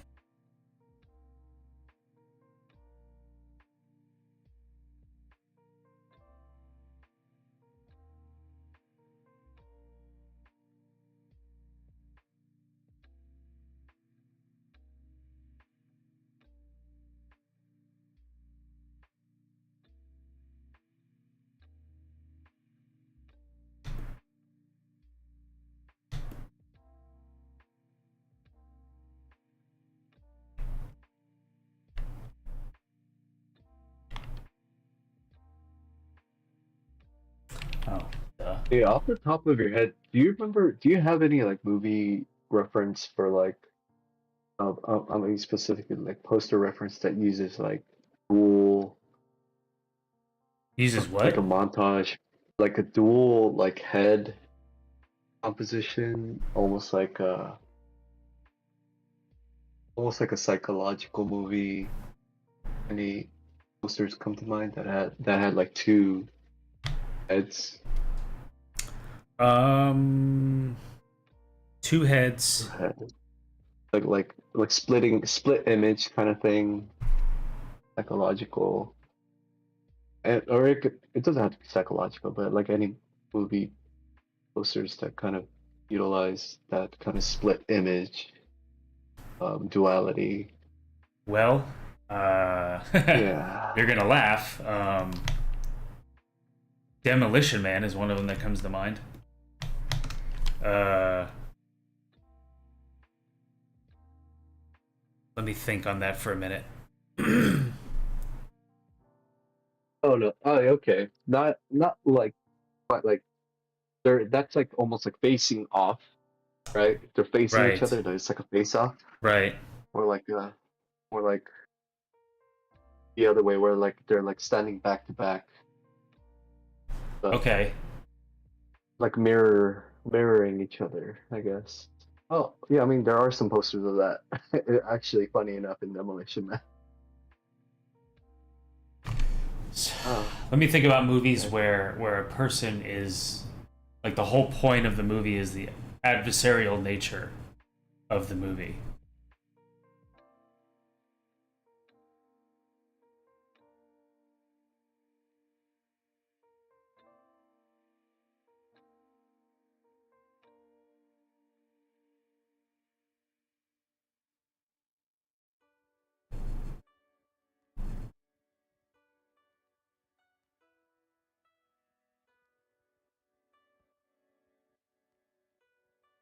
It's funny. It's like I know I've seen shit like that, but nothing comes to mind. Yeah. Okay. But I know it's out there. Sure. Yeah. I'm like looking for it.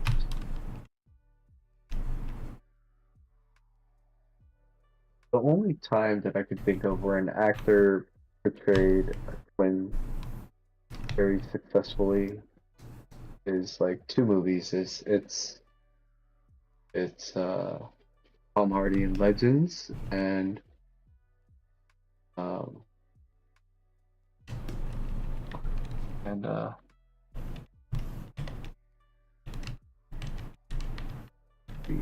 with Christian Bale, The Prestige. The Prestige. Yeah, The Prestige with Christian Bale. I mean, granted, the twin brother didn't say much, but like it was enough for like separate personalities, and Right. it did. That was pretty cool. Um, Legends, Prestige is Tom an Hardy. amazing movie. Yeah, Prestige was a great movie. It Like is. It's that really great. twist at the end, I was like, fuck, that was good. You son of a bitch. Hmm. Yeah, I I like the love that. lengths that they were going to like cut their fingers to like I make know sure that it was like consistent. I was like, that. I have to say, I think let's take the Batman movies out of the equation because I'm a little biased, but I think that's probably my favorite Christopher Nolan movie. That and Oppenheimer, barring the Dark Knight trilogy. Prestige is just amazing. Oppenheimer was great, but I don't see myself rewatching that film. It's a hard one to watch. But no, it was like I saw it in theaters, IMAX. It was great. And I Yeah. had it was like great experience, and but I me to like Dune, for example. Like I'm like rewatching that thing over and over again, or like Dune 2 at least, Dune 2 and Dune. Right. I'm Yeah, all, I mean, I'm also rewatching it because like MJ didn't quite understand. She doesn't quite understand like the lore and like this, the Bene Gesserit like sisterhood and stuff like that. So it's we're like complicated rewatching. as hell. I mean, shit. Yeah, like who the Emperor is and the relationship to like the second one and the first one. Right.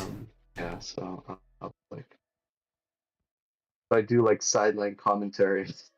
And I don't explain to her like these guys that came in the first one, the Atreides, they're from the Emperor. And then the second one's like, that's the Emperor. That's the asshole that killed all the. She's like, oh, okay. That's Okay, the dickhead okay, that okay. started it all. Yeah. Dude, I And the mean, real bitch is the Bene Gesserit, like Reverend Mother, who told the Emperor to do this. And she's like, what? yeah. Oh, shit. I mean, well, when you watch, see, I never read the books. I know it's sacrilegious. I never read the books, but when you watch those movies, or maybe when you read the books, you start to realize that Dune, with an N for the person in the chat, not Doom, Dune, inspired, Sorry, inspired. No, you said it correctly. You just probably misheard. Dune is the one that inspired Game of Thrones. It inspired Star Wars. It inspired all those fucking stories. It's just no one ever brought Dune to film before, so they didn't know that. But like when you watch Dune, you're like, this is fucking Game of Thrones meets Star Wars. That's what this is. Yeah. It's kind of wild.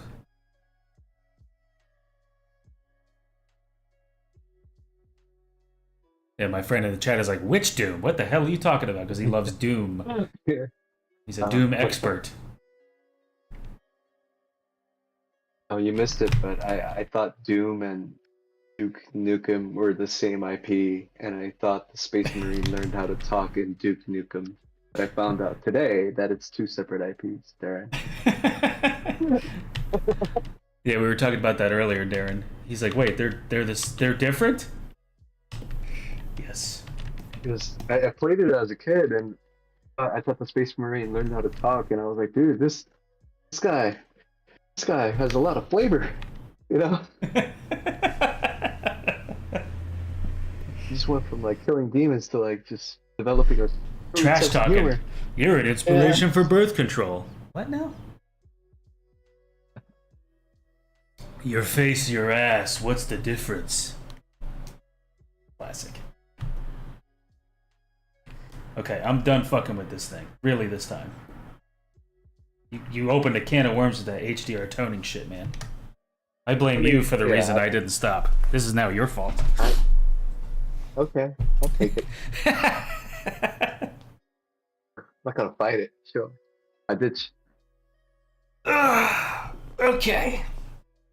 I think it's done though. What do you think? Does it look radioactive enough? If you were done, maybe like 2 hours ago. But Yeah. but I showed you that HDR. Sam, come on, buddy. Settle down. Yeah. Well, I mean, it wasn't just you. I kept futzing with shit on my own. Yeah. But I love it because it really makes it feel like that yellow is like blindingly hot, you know? Really cool.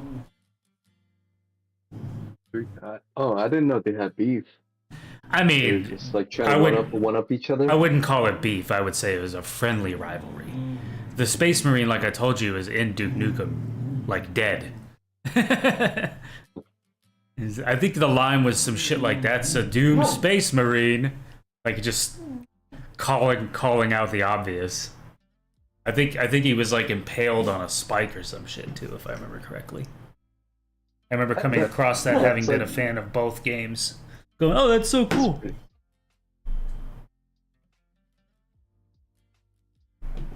Yeah.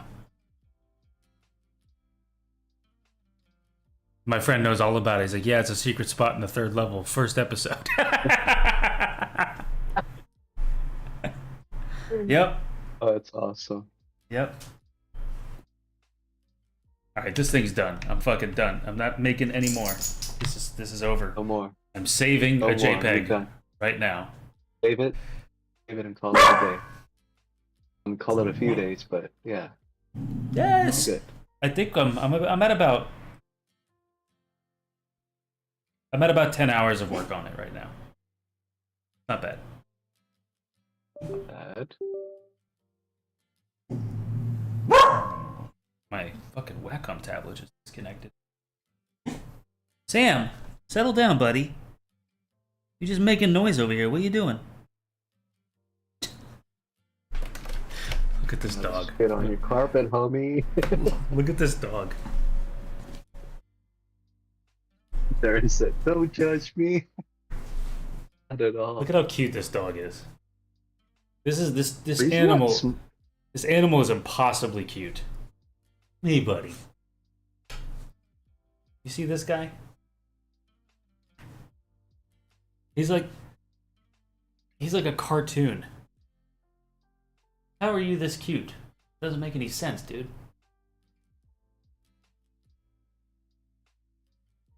Are you done? You done pitching a fit? Boy. Oh, right in the mouth. Jesus. Good boy.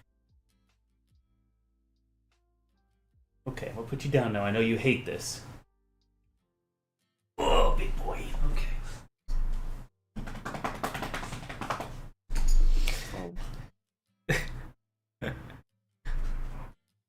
He hates it, but the second I put him down, he's like, "Pick me up, pick me up, pick me up. Play with me." You spoiled him. Oh yeah, for sure. There's no judgment, Darren. This is a safe space for nerds and enthusiasts. No matter what you're into, we've all had a thing we're really into. This is no judgment. I was more impressed, like that callback. It's more, yeah. It's impressive. Yeah. It's not. There's no judgment. It's adoration, if anything. Yeah. Okay. I recall. My recall has been fucking horrible. I can't. Like forget. I'll eat twice because I'll forget that I ate. No, but Jesus, Oh, yeah. really? Yeah. I'm like, fuck. Do I have like Alzheimer's or something? Like what the fuck? Early onset. Early onset dementia? Fucking sign me up. Let's go. Put me in a home. We're the youngest cat there. Yeah, right. Darren in the chat says, "I remember the MK discussions and how much you were impressed at how I correctly shat on the 2021 film." Hey, I'm against shitting on a thing until you've seen it for yourself, until it comes out. You were pre-shitting. Pre-shitting is not good. Sometimes things surprise you. That's all I'm saying. But you were bang on. It wasn't good. It was not good. In this case, you were right. If the advertisement hyped you up to go watch it, then I did my job because I did those character posters. Did you really? Yeah. I mean, the posters are cool. That's not the issue. It's the movie. Yeah, no, but the movie was trash. I watched it too, and I was like, "This is horrible." And the thing that blows me away the most about that movie is you have this amazing opening sequence with Scorpion, right? And you have all these amazing established characters that people love. But instead of doing a movie about any one of those, especially Scorpion that has such a strong opening, they decide to focus on this dingleberry that has no origin in Mortal Kombat. He's some washed up fucking MMA dude that nobody gives a shit about, and they center the movie around him. I'm like, why would you do this? Why would you not have a movie about Scorpion played by one of the baddest motherfuckers on planet Earth. I mean, that fucking actor, what's his name? Shit. Sanaka is his last name. He's amazing. Do that movie. Yeah. Do that fucking movie. Why did you not do that movie? I don't fucking understand why they did that.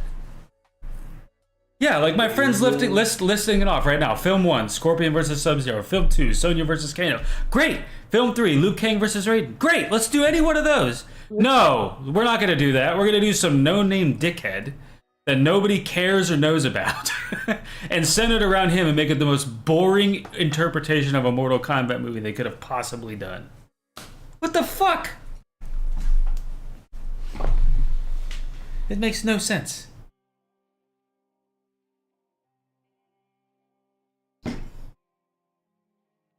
Poor guy. I just totally trashed that actor in that movie. It's not his fault either. The guy's just doing a job. Oh, good lord. They should have done, but then I think yeah, it was kind of a cash grab, and they timed it with, I believe, the game was coming out that year or something. No. The new Mortal Kombat No? just came out. Like, I don't know what they were Just timing it came- with. Yeah, it came out like a No, it few was months weird. ago. Oh no, it was slated to come out like they held on to that release, I think, because we were working on the video game art like cover simultaneously. Oh, really? Yeah, and then it kind of like disappeared on us. That makes sense. No association to the movie, you know? I guess. And like they're like, yeah, we're gonna wait for this to cool down a little bit, and then they released the game. Maybe. Yeah, maybe. Yeah, because I remember we were working on the cover for it.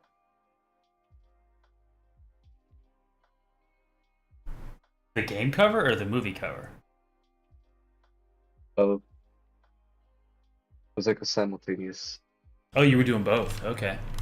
Yeah, we were, and then the game cover job kind of disappeared, and then we kept moving forward with the movie, and the movie came out, kind of ate shit, and I guess the game probably got released not too long ago, right? Or like the game came out not too long ago. Yeah, the game is... I think it's within 6 months old. I'm not certain. Mortal Kombat 1 we're talking about, right? I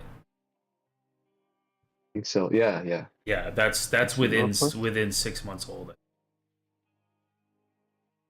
I think Bond did that. Yeah, my buddy actually made that poster.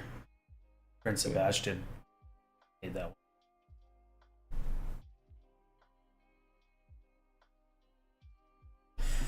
Yeah, I don't understand why you open a movie with such an amazing scene and then the rest of the movie is that. That just seems like bad decisions all the way to the top. The HBO Honey Dick. HBO what? The HBO Honey Dick.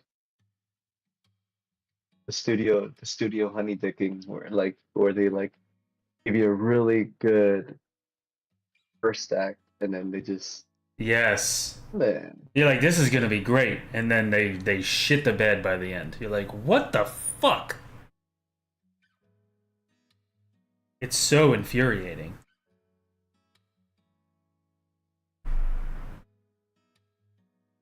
If that whole movie was like that first 10-15 minutes of it, it would have been phenomenal. Like, holy shit, they really made it. They made an awesome movie. Nope. Which is really funny because it's like the whole movie was then aimed at just the Scorpion and Sub-Zero fight anyway. But they had all this stuff in the middle that just like, why? It was like they're trying to set everything up for like the second movie. Yeah. But here's the thing: if you don't make a good first movie, you don't get to make a second movie. They don't run on that same logic. Like, it doesn't make any sense. No one's gonna fund your second movie if your first movie sucks out loud. Wish.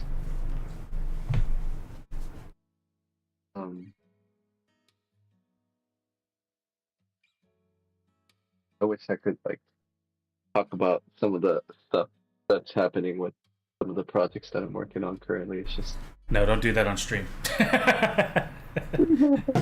Don't do that. it's like you'll be. I mean, actually, no. Yeah, you know how. I know how it'd be.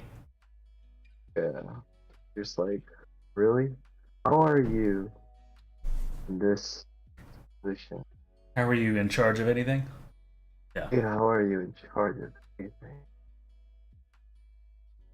Yeah. And then on LinkedIn the next day, if I say it, like I'll be like, "Hey guys, I'm open to work." Yeah. Stayed on stream. Pretty much. That's how that goes. Yeah.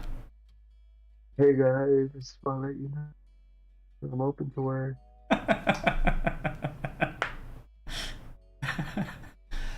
All right, I'll keep the stream going, I guess. I'm gonna start editing, or at least putting these together.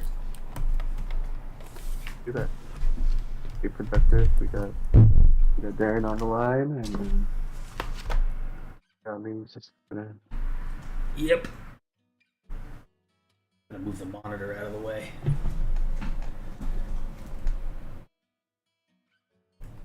I don't think anybody's a bigger fan of Mortal Kombat than Darren that I know, and it's hard to be a Mortal Kombat fan sometimes.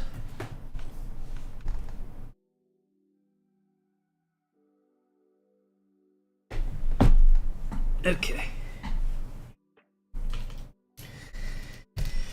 Alright, here we go.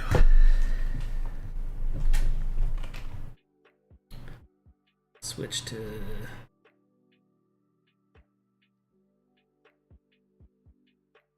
There we go.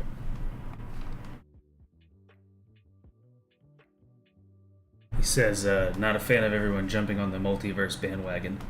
Yeah, I agree with that, because to tell a multiverse story is really, really tough. To do it in a way that's, doesn't confuse the shit out of everyone. And not everybody is, frankly, up to that task. So you end up getting a lot of really confusing, convoluted stories because everybody wants to tell a multiverse story because it's popular right now. Yeah. That's something that should not be taken lightly. Should be used sparingly, I think.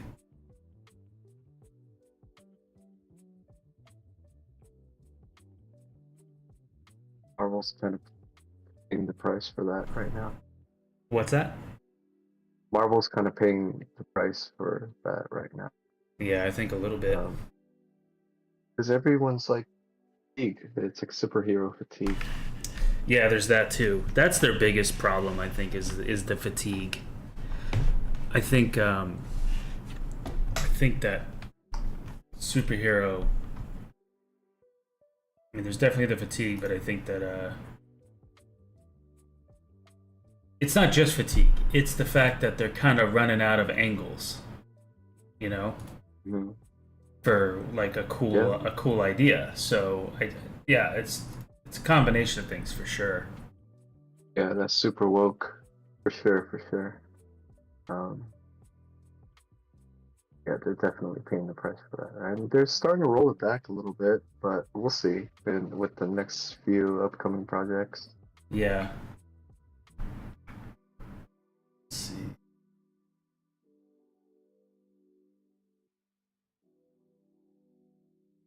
They are struggling. Not struggling. Disney's still making a ton of money, but in terms of like the last few. Yeah, I think Deadpool will do a lot to correct that. Oh, 100%. Because Ryan Reynolds is not going to let them inhibit him. That's just not going to happen.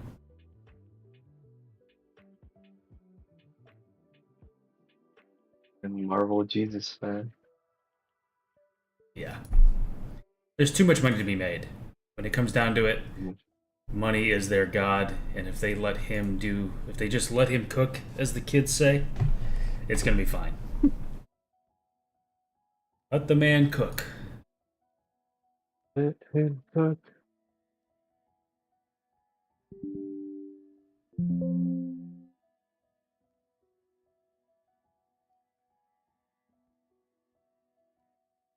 What did I do?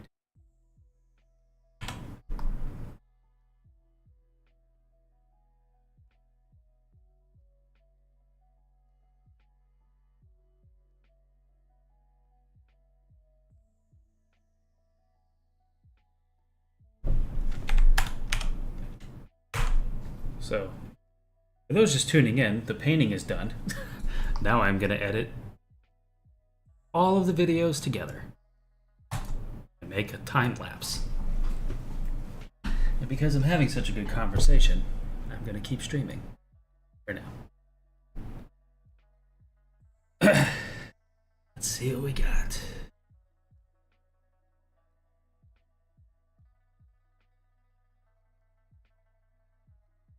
It's 3.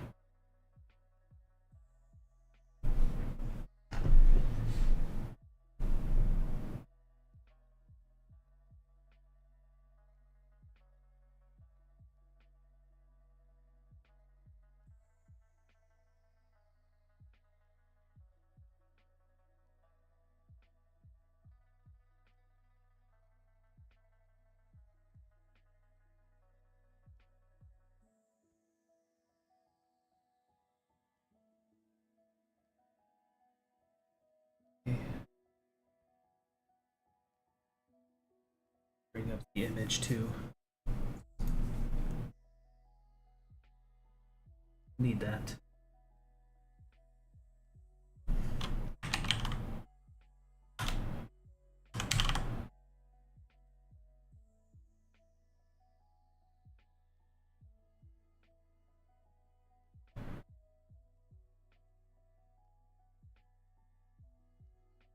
Okay.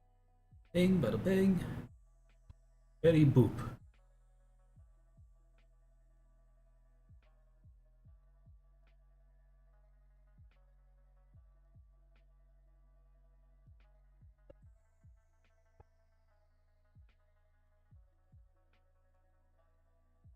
Okay. It's funny, you could see time pass in the video through my camera. Like I go from day to night, I'm wearing different shirts.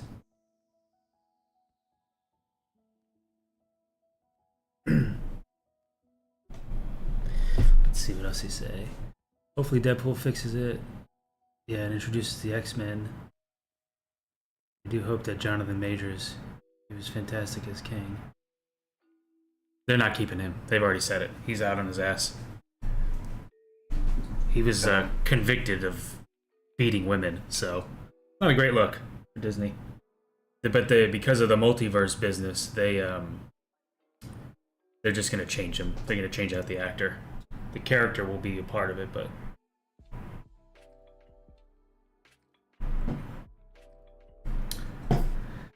play stupid games, win stupid prizes. Unfortunately.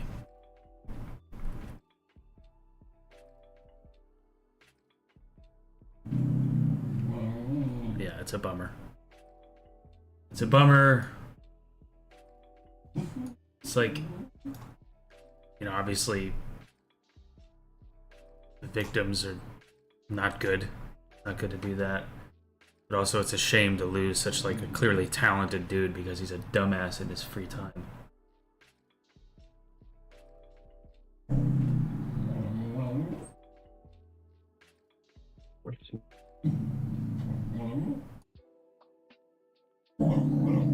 Sam, what are you doing, man? You hear this guy?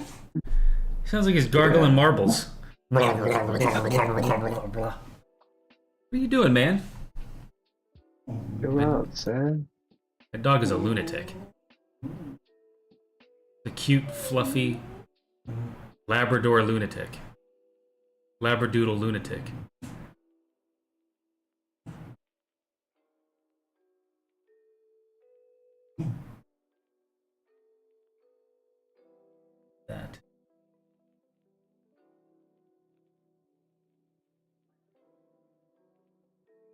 That looks so different. Huh.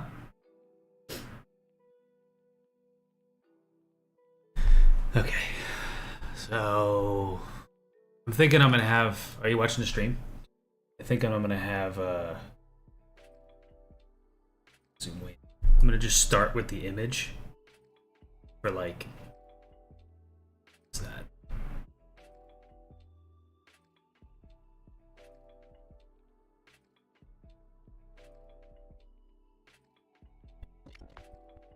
Five seconds? That seems a little long, right? To just have a still before a video. What do you think? Like 2 or 3 seconds tops? 3 seconds. 3 seconds is good, right? I like that number 3. It makes sense. Like when you think about a person's attention span. Darren says 5 is perfect, but I think 3 is. I think 5 is long. Like when you watch it, when you actually watch it, like let's just watch it, right? Like you linger on this for 5 seconds, and then it goes into the video, which I have to edit out the start screen of the stream. But like I think 3 is good, and then you immediately jump right into the progress. Because also, mind you, I'm gonna truncate the whole thing. Like all the footage is gonna be compressed into a time lapse, so. I think 3 seconds and then me painting the thing and then back, then you land on the image again. But before I do that, I gotta shrink this thing. It's a little bit in frame 100%. Let's go 80. Sammy, give it a rest, buddy. Okay, that's good. Start there. Cut. That, bring that in. Oh shit, I think I already fucked up.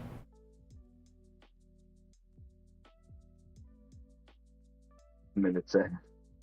My audio track is out of sync with my video and I don't know how to. Oh, unlink. There we go. There we go. Boom. Okay. Link.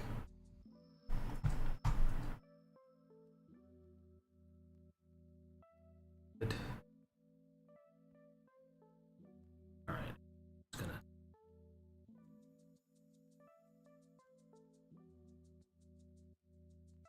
gonna re-import the video. I feel like I just fucked up everything. Let's try that again. Actually, I gotta bring in the 4th recording anyway.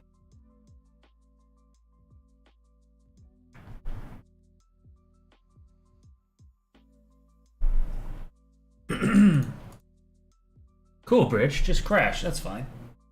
I like it. There we go. It woke up. Let me save this before the computer crashes.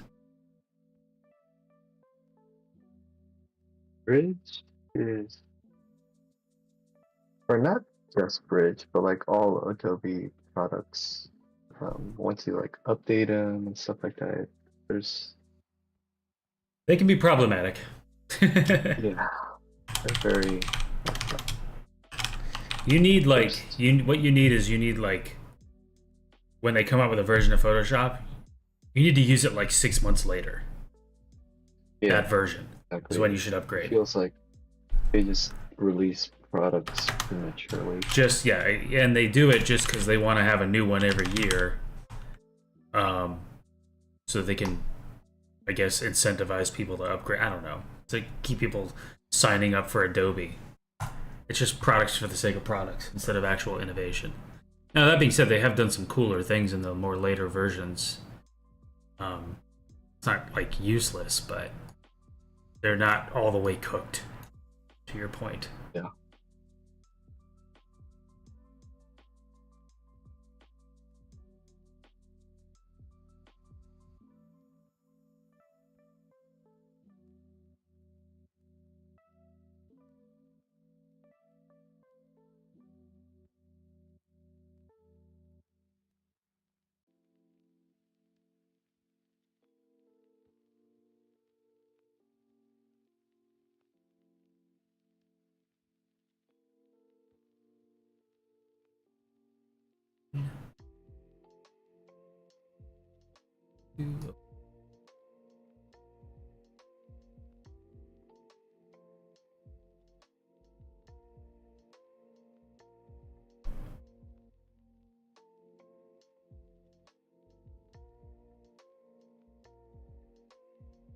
Yeah.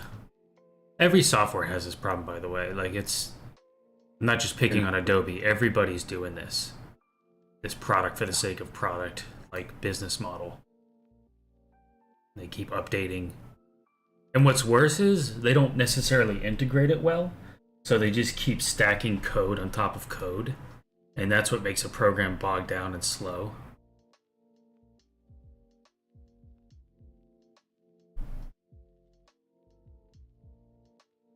They need to rebuild the damn thing from the ground up. Never do that. What's that? They would never do that. I mean, that would just take like, a ton of development time that they're probably not willing to put in. Yeah.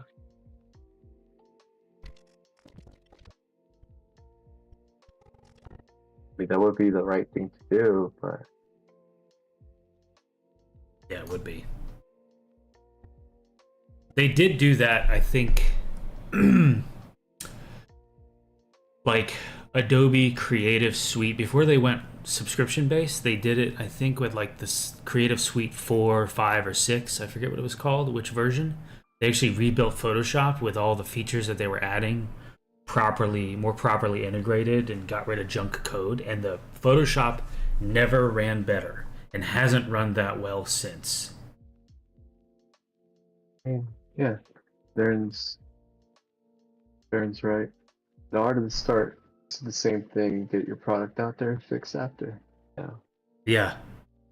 Fucking video games are like that too. They Oh, finished. yeah, They put out unfinished broken games, Yeah. and they fucking patch it. And they patch it as they go.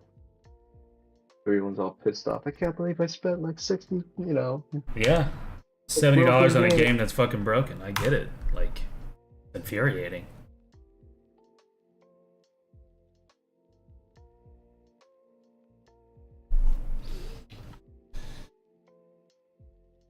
Like, literally no other industry can operate that way except for tech and software. Imagine you put out a car, and not that cars don't have issues, sometimes you have a recall. Imagine you put out a car and it just doesn't fucking turn left. Like, this is literally the level of some games release. Like, they have basic functions missing. This car only makes right-hand turns. That'll be $70,000. The fuck?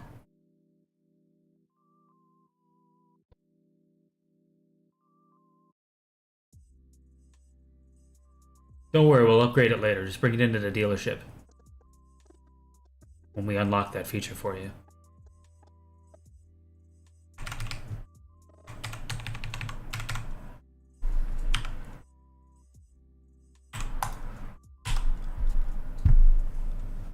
Well, it does happen, just the severity is significantly less in every vertical. Other than technology, this exception. The exception there is ELL, what's that, Darren?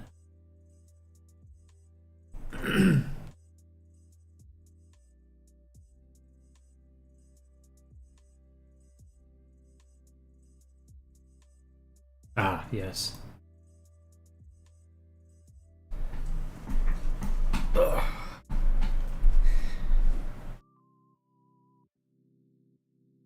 Gotcha. Personal identifiable information. Personally identifiable. Personally, yeah.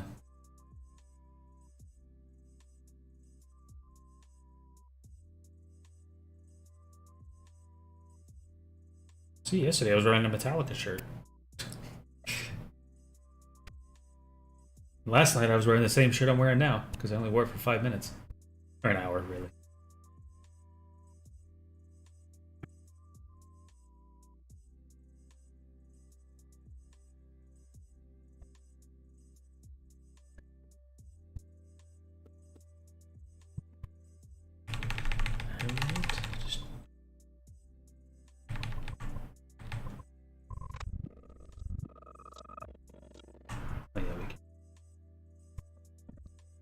Me dicking around on my cell phone in the beginning of the video. Every 4 minutes. We don't need that. Oh yeah. Yeah, we do.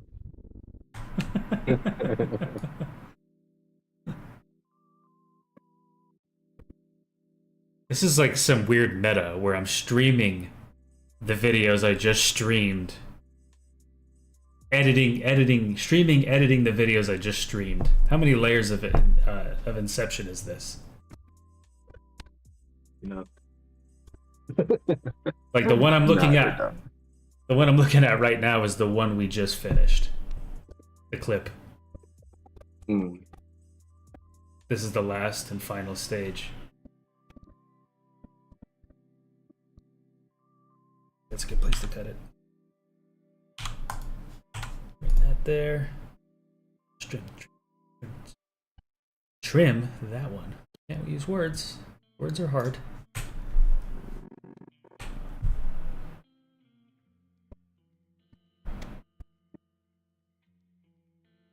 Fourth wall break within a fourth wall break. That's like 16 walls.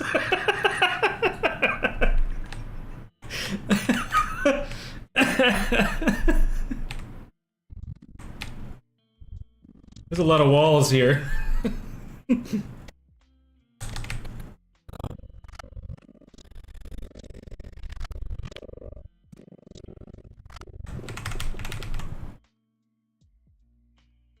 Where's that from? I thought you came up with that. That's not you, Darren? I guess you do have it in quotes. Okay. All these together. Let's just check the old... Oh, there's music in these too. I gotta silence this. We don't need...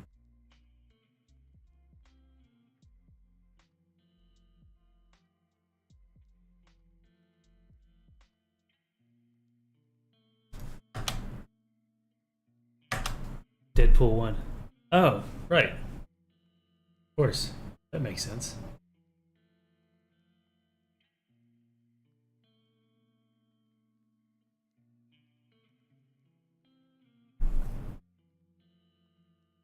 It's funny, like, I see myself on stream, and then I see the little me in the video that I'm editing.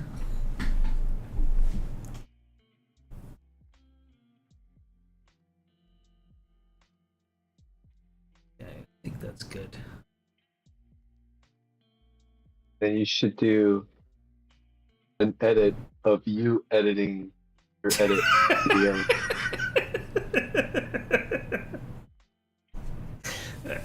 We can make it 64 walls at that point. Compound it. Just do it. Run it, baby. Run it.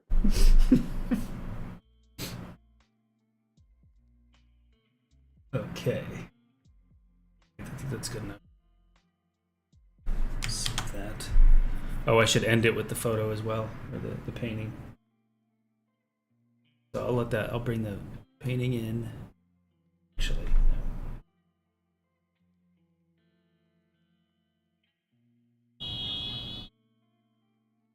no. You know what your voiceover should be? Am I gonna have a voiceover?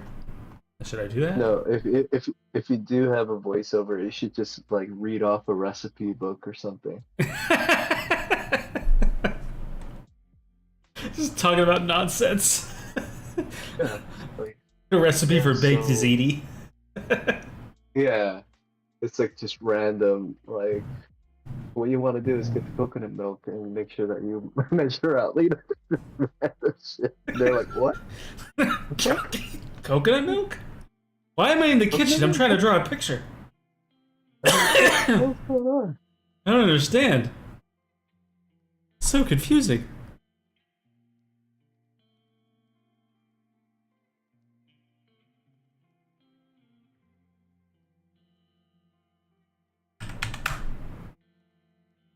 Yeah, we can punch it. Slate.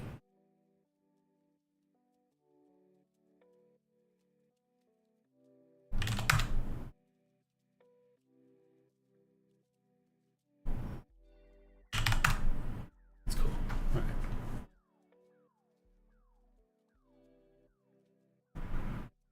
Weapon of mass creation in 64-bit. Okay, so I may have fucked this up, but we'll see. What is that, 5 seconds? We'll let that linger there. Now I have to figure out how to do the time-lapse thing in Premiere, and I frankly don't remember how, but I don't think it's that hard.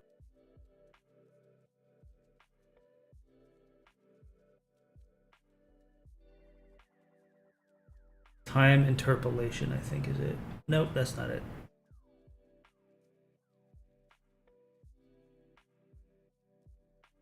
Speed duration. That makes sense. Okay.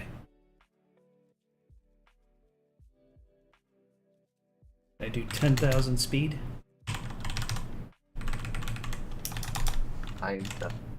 Over 9,000. Oh my god. Where did it go? I think it's too fast, too fast. The frame just disappeared. It shrunk into the tiniest sliver on the timeline. Undo. I mean, it's a timeline that's literally 10 hours long. So what did it shrink to? It shrank to a minute. Shit. There you go. This thing playing? Can you add a motion blur? Not motion. Yeah, motion blur, and it'll look like you just having Wow. like a schizophrenic like meltdown in the corner. Right? Just like making art, baby. Why is it not moving? There we go. Oh yeah, it already kind of looks crazy. Let's do a quarter.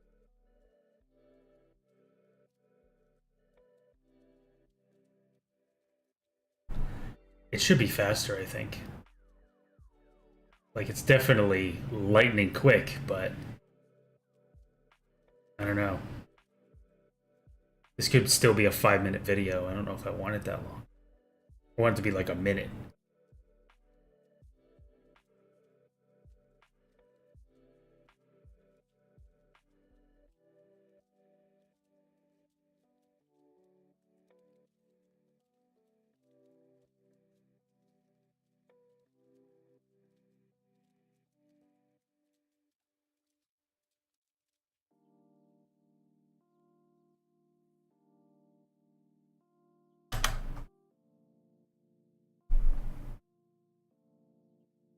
So I think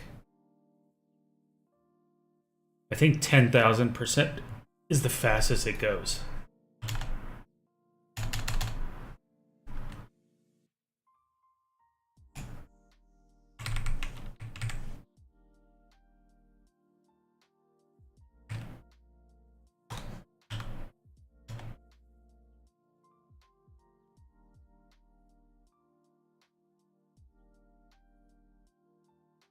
Huh. Yeah. I wonder.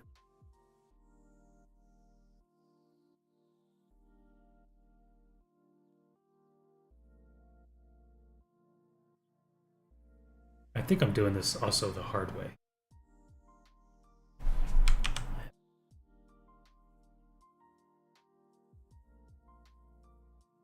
Now that I have this full 10-hour, 38-minute sequence, total thing here.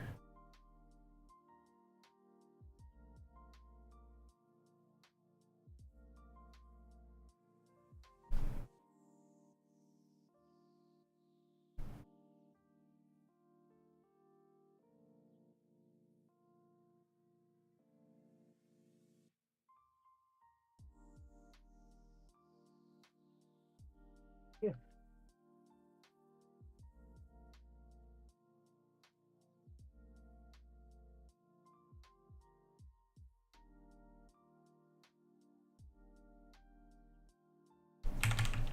Trim that off at the two.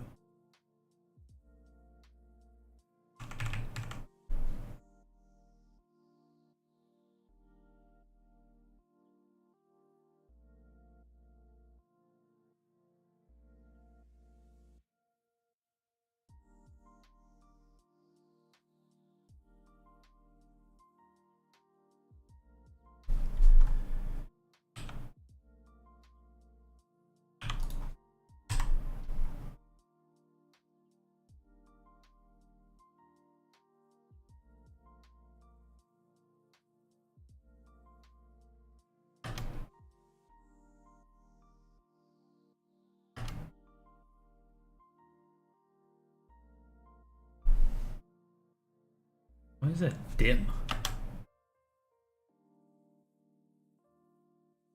How did the opacity get so low? That's weird.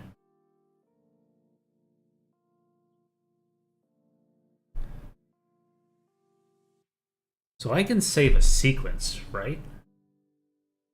And then just shrink that whole thing instead of clip by clip.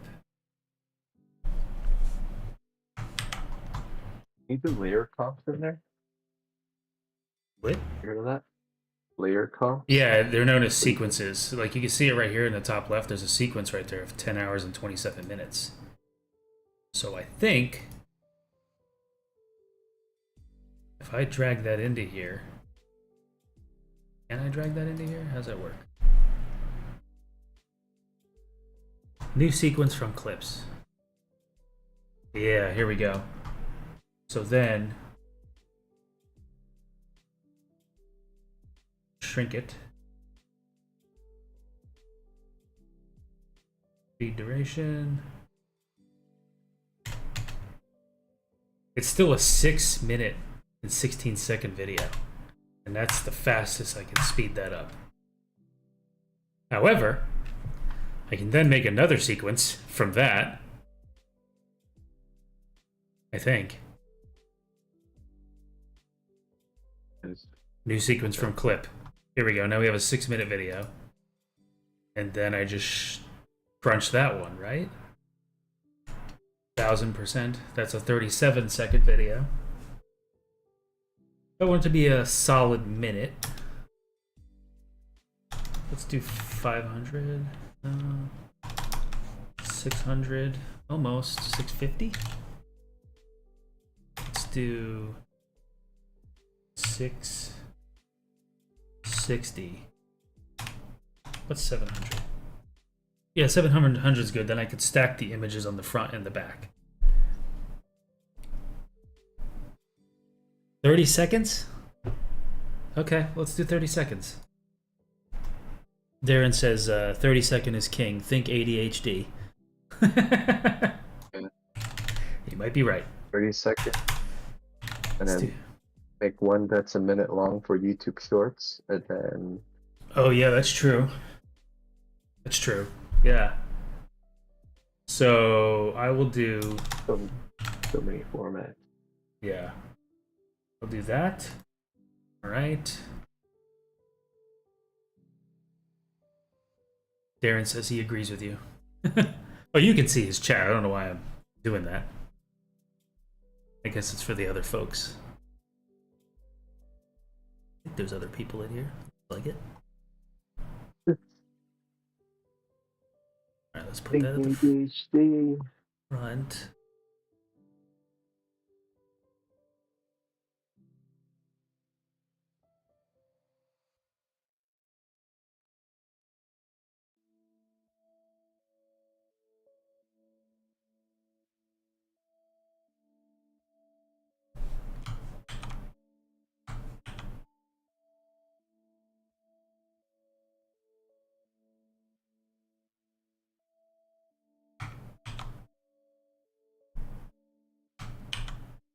Cool. No, I did everything in one layer. You did? Yeah. I was just like watching the stream and just kind of working, and I was like, oh, let me move this house. And I was like, Oh, fuck. Nice, dude. Fuck yeah, Daniel. That's some, job, that's some, but it's okay, buddy. My dog thinks I'm mad at him because I said, oh, fuck. It's okay, buddy. It's not you. Not you. My friend's an idiot. It's not you. That is the fucking worst when you work on the same layer for like an hour and a half. Like, oh, fuck. Oh, fuck. Oh, no. Oh, no. Oh, no. God damn it.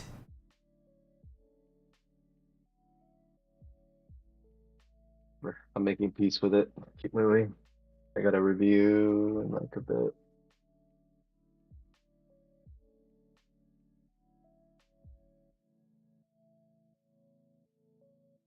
All right, 30-second clip.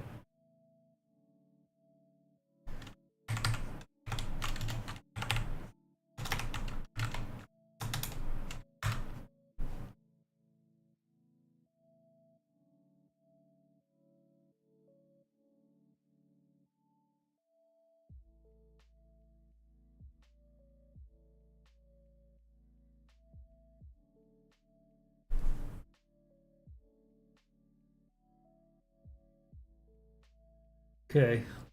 We'll watch from start to finish. See the... Yeah, there we go. Super speed. Oh, the video locked up. Let's do 1/8 speed. Okay. I think it's because I'm streaming at the same time. Yeah, it's screening. Yeah? Pretty sure it's still moving. It's just having a hard time. Look at it small.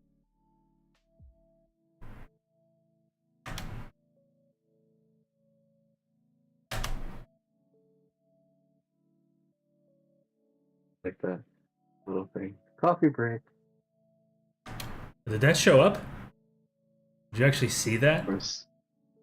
Or like it kind of froze there for a second, at least on my end briefly, and then Yeah. keep playing.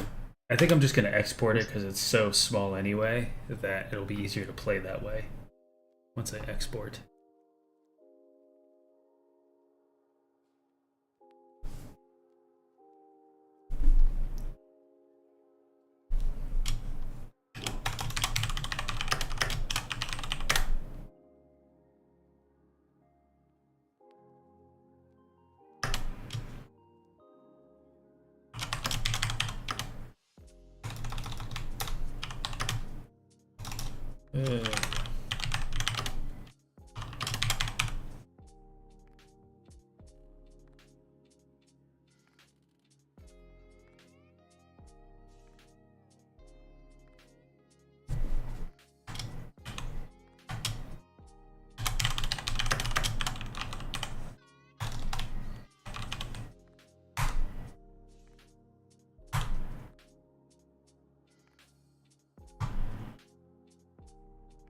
Why is it? Okay.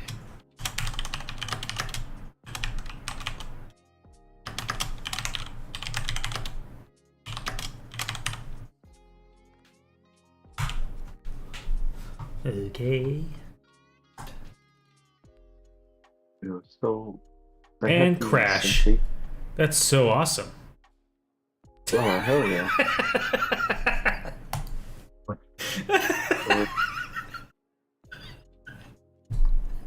And crash. Way to go. I think it's because I'm streaming. It's not playing well. Probably. Maybe I've never seen that before. Let's try it again. computers. Premiere Pro quit unexpectedly. No shit.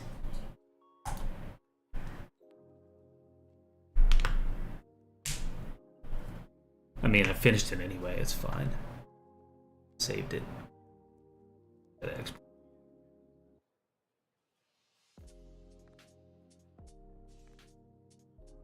Okay, let's try that again.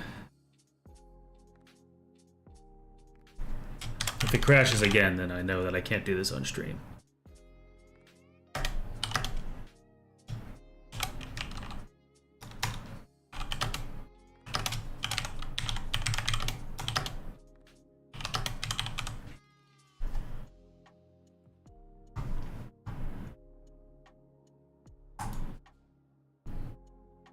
Yep, it's not gonna let me do it.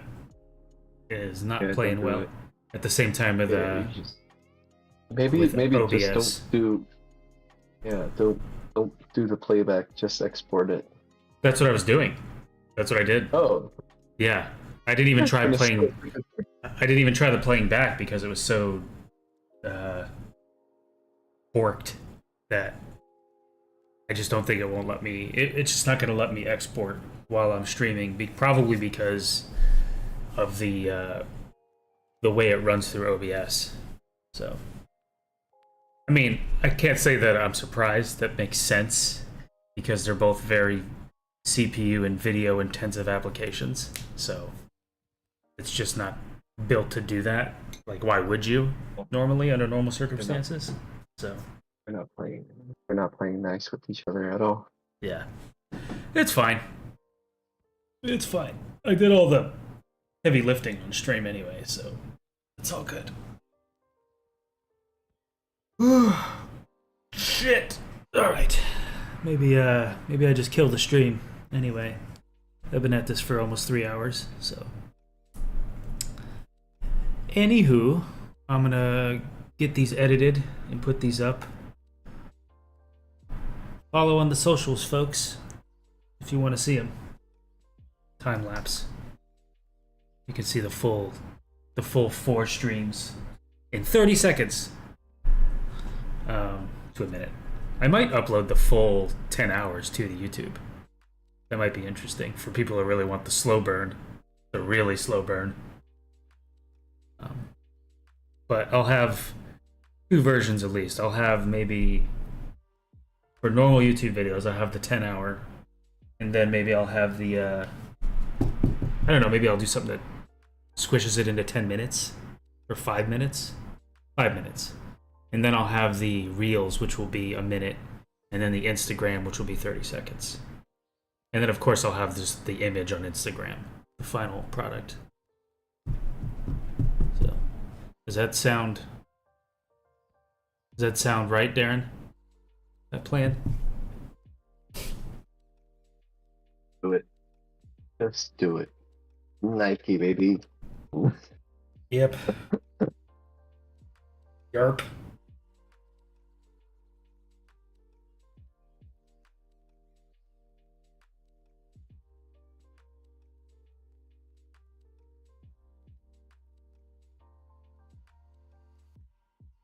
He says, sorry, repeat.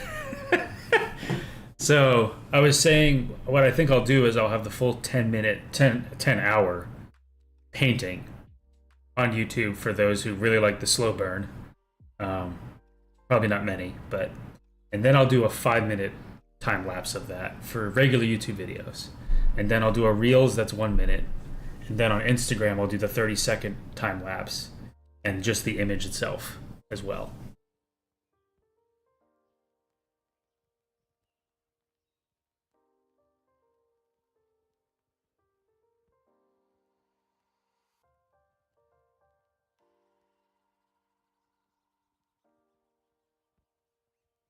Hours is so long. That's like full content. It's like, what's that Oh, called? 30-second on TikTok. Yeah. The same thing will go to TikTok. Yeah, the Okay. 30-second thing. TikTok. Hanging out with Hey, so all the kids on TikTok. is TikTok eventually going away? Like, what's happening with that? I don't think it's going anywhere. I think it's I think some people will argue it's a spy tool or whatever from China, but I'm like, is it any different with Facebook? They're not doing anything that TikTok isn't. TikTok isn't doing anything that Facebook and Instagram are already doing. I mean, I'm not sure I'm comfortable with either party doing that, but it is what it is, so. Yeah, I don't think it's going anywhere. I think if they killed TikTok, it would be the start of civil war, of Gen Zers against everybody else. You take away my TikTok.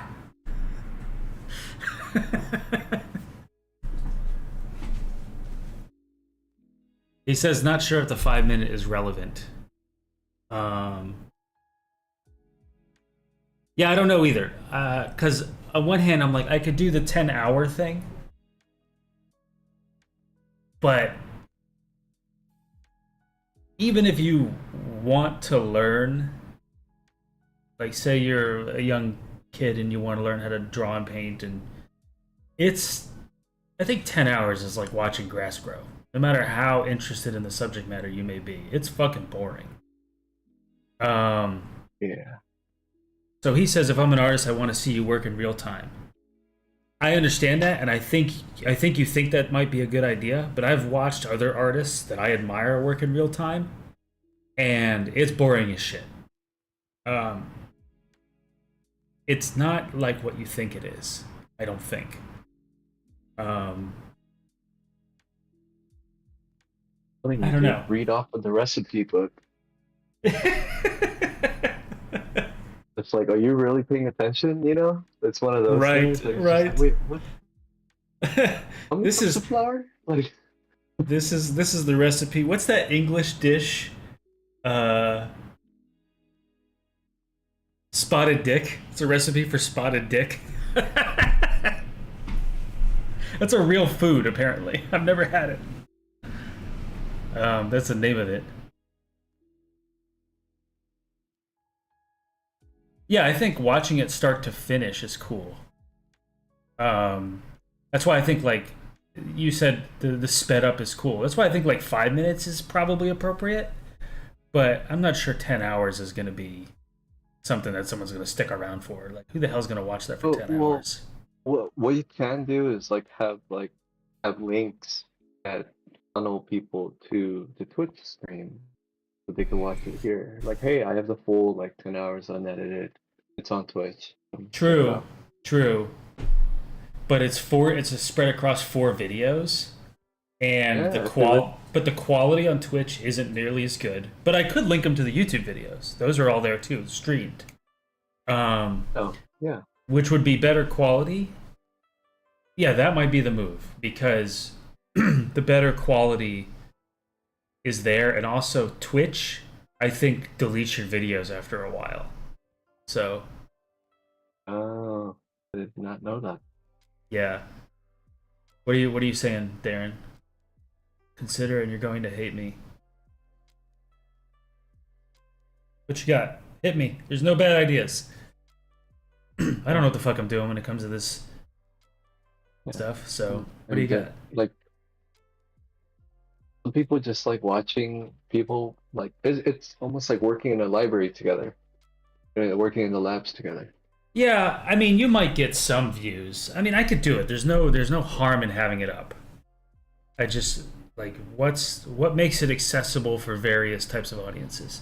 He said I would pick out times in which a neat trick in Photoshop or art of drawing is identifiable. That's a great idea. How was that a bad idea? That's a great idea. And just make little clips of it, like when we're talking. Yeah. When we're talking about it. When we're like running through like how I would do gradient maps or how you do gradient maps. Right. Like that shit's cool. Yeah. That's a great little TikTok clip too. They're like explaining how to use color dodge effectively in a subtle way without it getting out of control, or those are great. I'll have to go through the video and find those moments, but it's easier now that I've edited the 10 hours together instead of going through different clips. But because unless you're smart enough to notate when you found it, you'll have to sift through 10. Yeah, that's fine. I about know where those things happened anyway because I did them, so I don't mind. I don't think it'd be that arduous to find the moment when I figured out when I was showing off a thing, But most of the video is dead air of me just drawing and painting without saying anything. So I think it's clever to find those moments when like conversation picks up, or like even this video, which is by the way still recording. The part 4 is still being formed as we speak on Twitch, but when part 4, because you came in, DK, like it makes it more interesting when there's a conversation happening.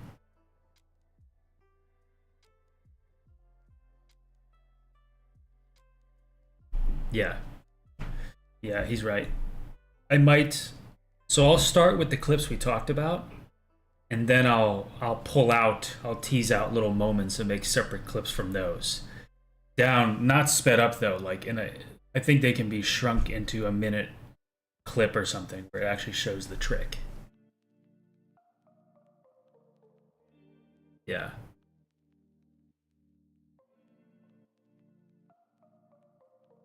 There's another thing I did yesterday where I started dropping in some like little textures on the image, and another friend of mine was in the chat and he's like, "Oh, that's clever," and I was explaining like what it does and how to use it and stuff too. So there's little moments like that for sure.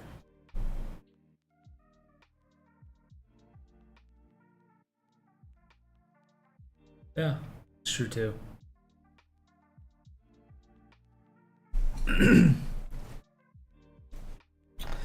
Yeah.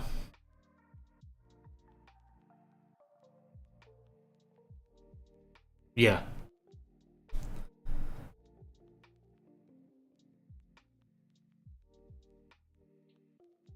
It's a good idea. Okay. I'm gonna put a fork in this shit. Call it done. Thanks for hanging out, everybody. Sure. Let's see.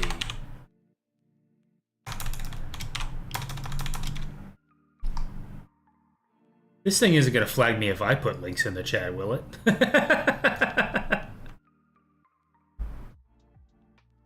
Yes, it's evidence that I'm not using AI. Because if I was saying to DK earlier, if anything is remotely competent now online, competently drawn or painted, everybody just thinks it's AI. Everyone's quick to grab their pitchforks. Yeah. Even me, I was like, wait, is this really AI? And I kind of like looked at it and Like, kill see them! which studio did it. Yeah. Yeah. Okay, let's see if this thing will flag me for putting in my own link. Alright, there's the social for that. Let's go to the YouTubes.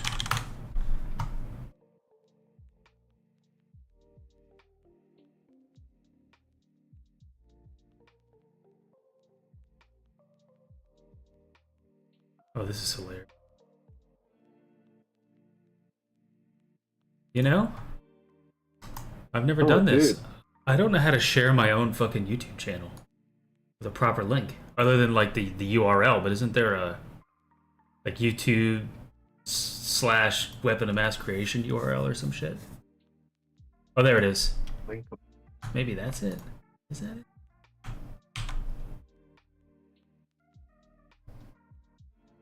Yeah. Okay. Oh, dude, it is AI generated. What is? The images that I showed you. How do you know? They like everyone's comment like there's news reports on it, I guess, or news report like the Hollywood Reporters one. Hmm.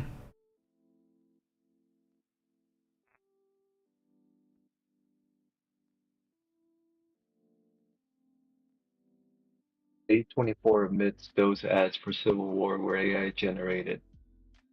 No shit. They admitted it. Yeah. Wow.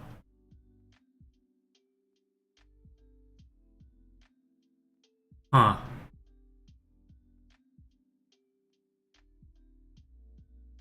Well, good on them to admit it. I mean, I don't necessarily think this is inherently bad. I think that there's a place, as long as it's ethically sourced. Like, you're not stealing from other artists. This is all such a gray area at this point that no one knows how to treat it legally, I think. You know, the people used to raise the same pitchforks when people started making work digitally, you know, painting on their computer. But, or when they started making 3D, like as if that was a cheat or something, you know. But this is all such a new frontier that I don't think anybody knows how to treat it. Yeah.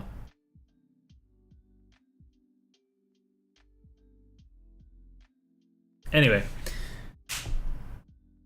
I'm going to kill the stream now. Have a good day, everybody. Roger, Roger. It was fun.